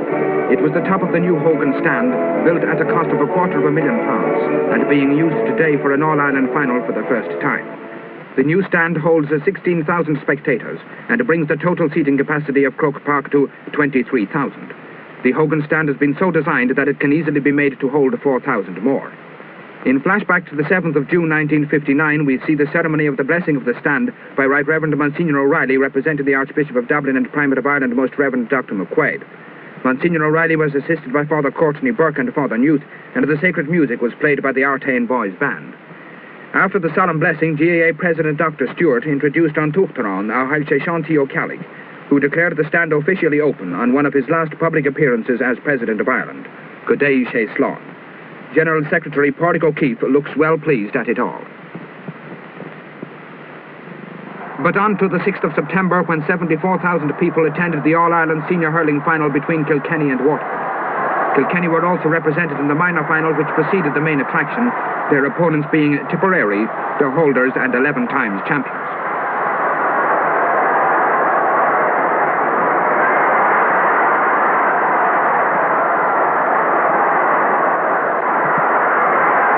As expected, a lively and plucky Kilkenny team provided strong opposition to the Munster boys. The issue was in doubt until the last minute, and the victory margin the smallest possible. Making his first appearance in Croke Park as President of Ireland was Untitled Éamon de Valera. From the throw-in, Mick Brophy beat Frank Walsh to the ball, but it was Waterford who scored first. And here Phil Grimes from a 70 puts the Munster champions into a 2-point lead. Tom Cheasty is chased by Mick Walsh. Over to the right of the posts. Out comes Whelan, he shoots, and Ollie Walsh brings off one of his now many historic saves. A sideline puck comes to Billy Dwyer, and in he goes for Kilkenny's first point.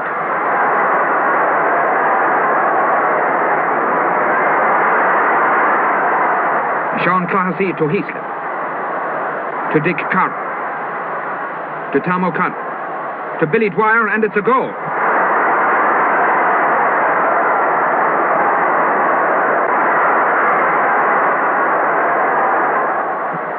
Phil Grimes tries to lift the ball and fails, but he sends it to Johnny Kiley.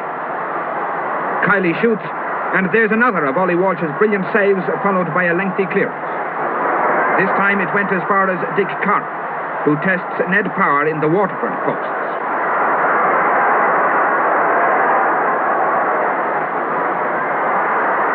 The marking throughout was very close, and every ball was vigorously contested. But although both sides had about an equal share of the play, the Waterford forwards made better use of their opportunities and built up what seemed a comfortable lead of 5 points by the end.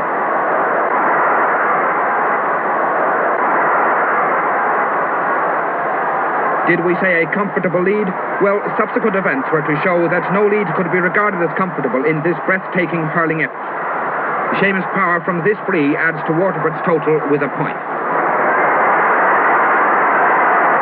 And here comes Tom Cheasty for a game of Bumps the Daisy with Paddy Kelly, before going on, through and over a few more obstacles to score another great point.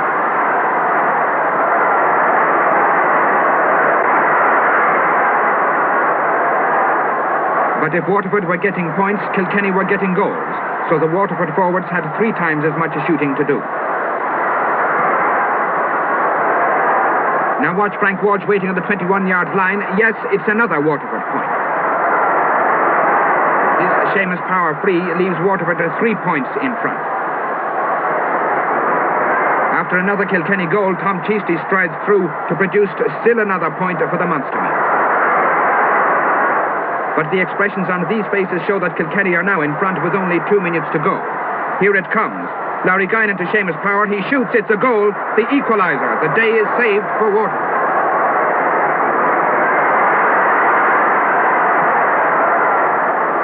But not only Waterford supporters, but tens of thousands of spectators were satisfied with the result. And everyone hoped that the replay would live up to the standards set in this drawn game.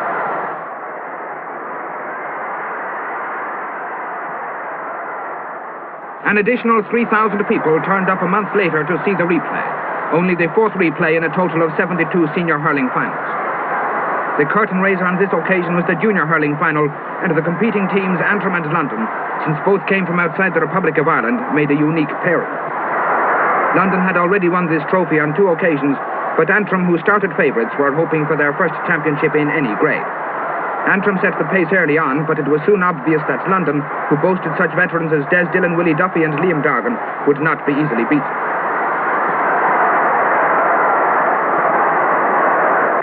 Antrim held a lead of 1 point at the interval after having the breeze in their favour, but in the second half, London's blend of experience and youth began to get the upper hand.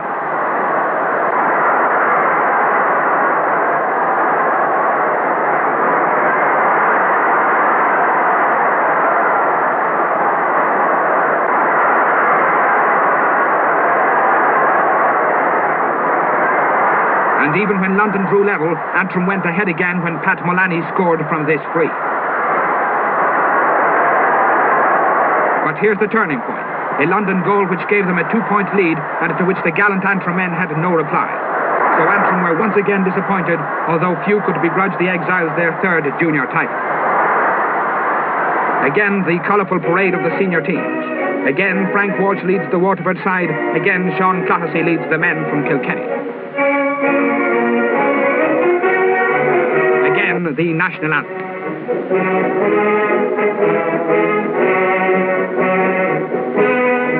And then, with clean slates all round, the great battle, which ended in a welter of excitement 4 weeks earlier, was renewed in an atmosphere of equal tension. From the breakaway, Mick Flannelly had a wide for Waterford. Phil Grimes tries to get his forwards moving again. Then Seamus Power. His shot is blocked, but help arrives from Lacey. On to Kiley and Frank Walsh, but Paddy Buggy clears for Kilkenny. Then Cheasty comes through, fluffs it, and Cunningham drives outside. Mickey Walsh has the honour of opening the scoring with this point for Kilkenny.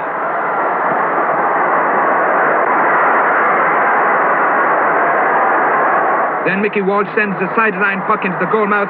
Heaslip rushes in, he shoots, it's a goal. Kilkenny are 4 points in front.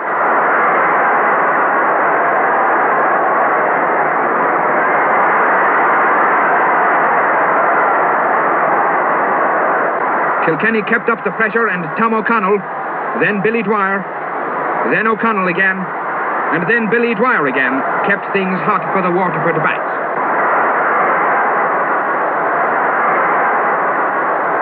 At last, Frank Walsh opened Waterford's account with this point. Waterford now sprang to life and their forwards buzzed round the Kilkenny goal. Tom Walsh clears. But Frank Walsh, then Cheasty, sends it to Larry Guinan. Oh, what a save by Ollie Walsh. McFleming to Heaslip and Kilkenny score again.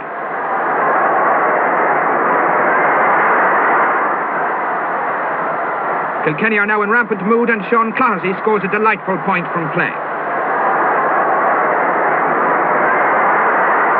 Many were wondering if, after all, there was some truth in the idea that Waterford, once led, have little fight back. But the question was answered for them by Waterford centre-half forward, the flying Tom Cheasty, who reduced the lead to 3 points. Anything you can do, I can do better, Kilkenny's centre-half forward Fleming seemed to say, but he was wrong, and the ball was clear.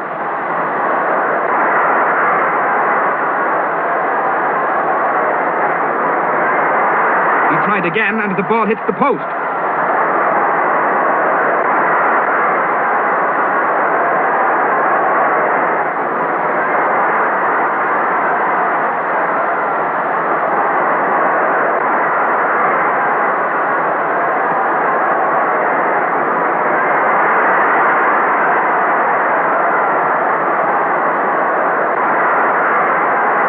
Kilkenny still forced for the pace, and there's another Kilkenny point.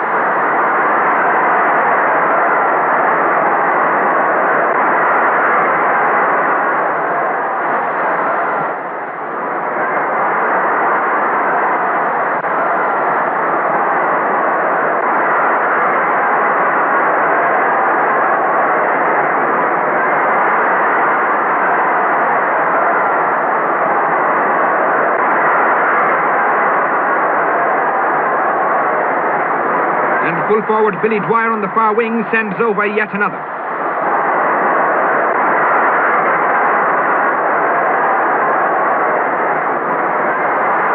the railway end, Mick Lacey takes a 7th.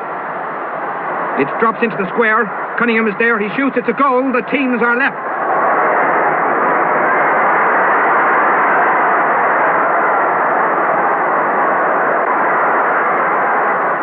Watch out now for Tom Cheasty. He turns and shoots. Waterford are in front.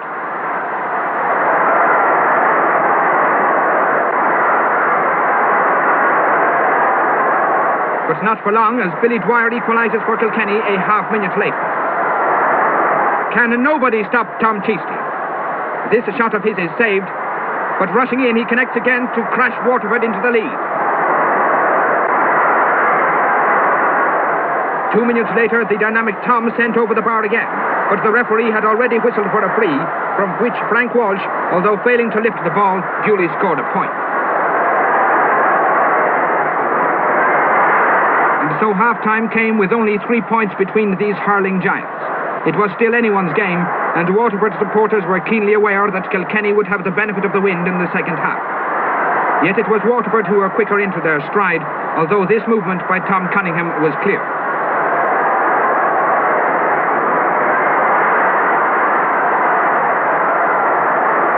Waterford returned to the offensive, and after a foul on Johnny Kiley, sharpshooter Frank Walsh increased the Munster men's lead.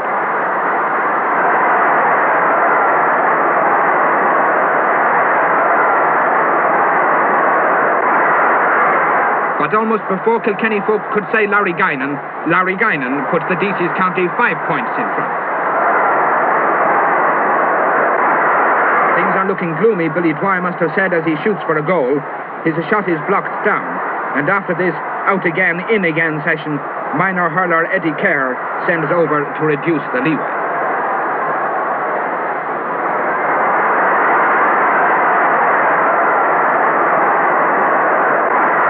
But Frank Walsh returns the company.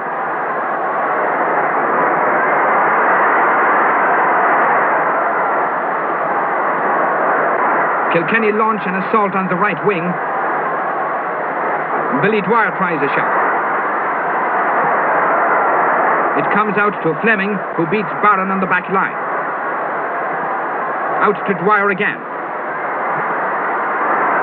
Across to Eddie Kerr, and the young miner again proves his worth with a point.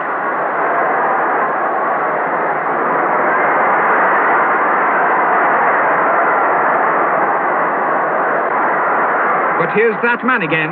Frank Walsh scores his 6th point of the day.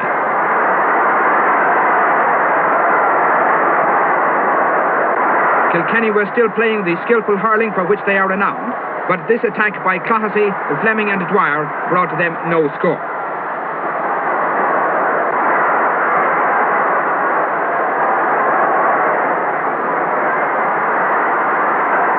Watch how it's done in one easy lesson by Mick Flannelly.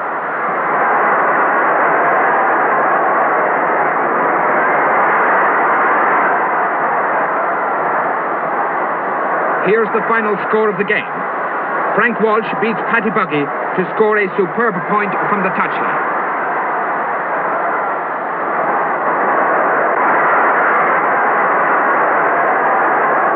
Kilkenny never give up. Dwyer passes a close free to Clohessy, but Sean sends Kilkenny's last chance inches wide.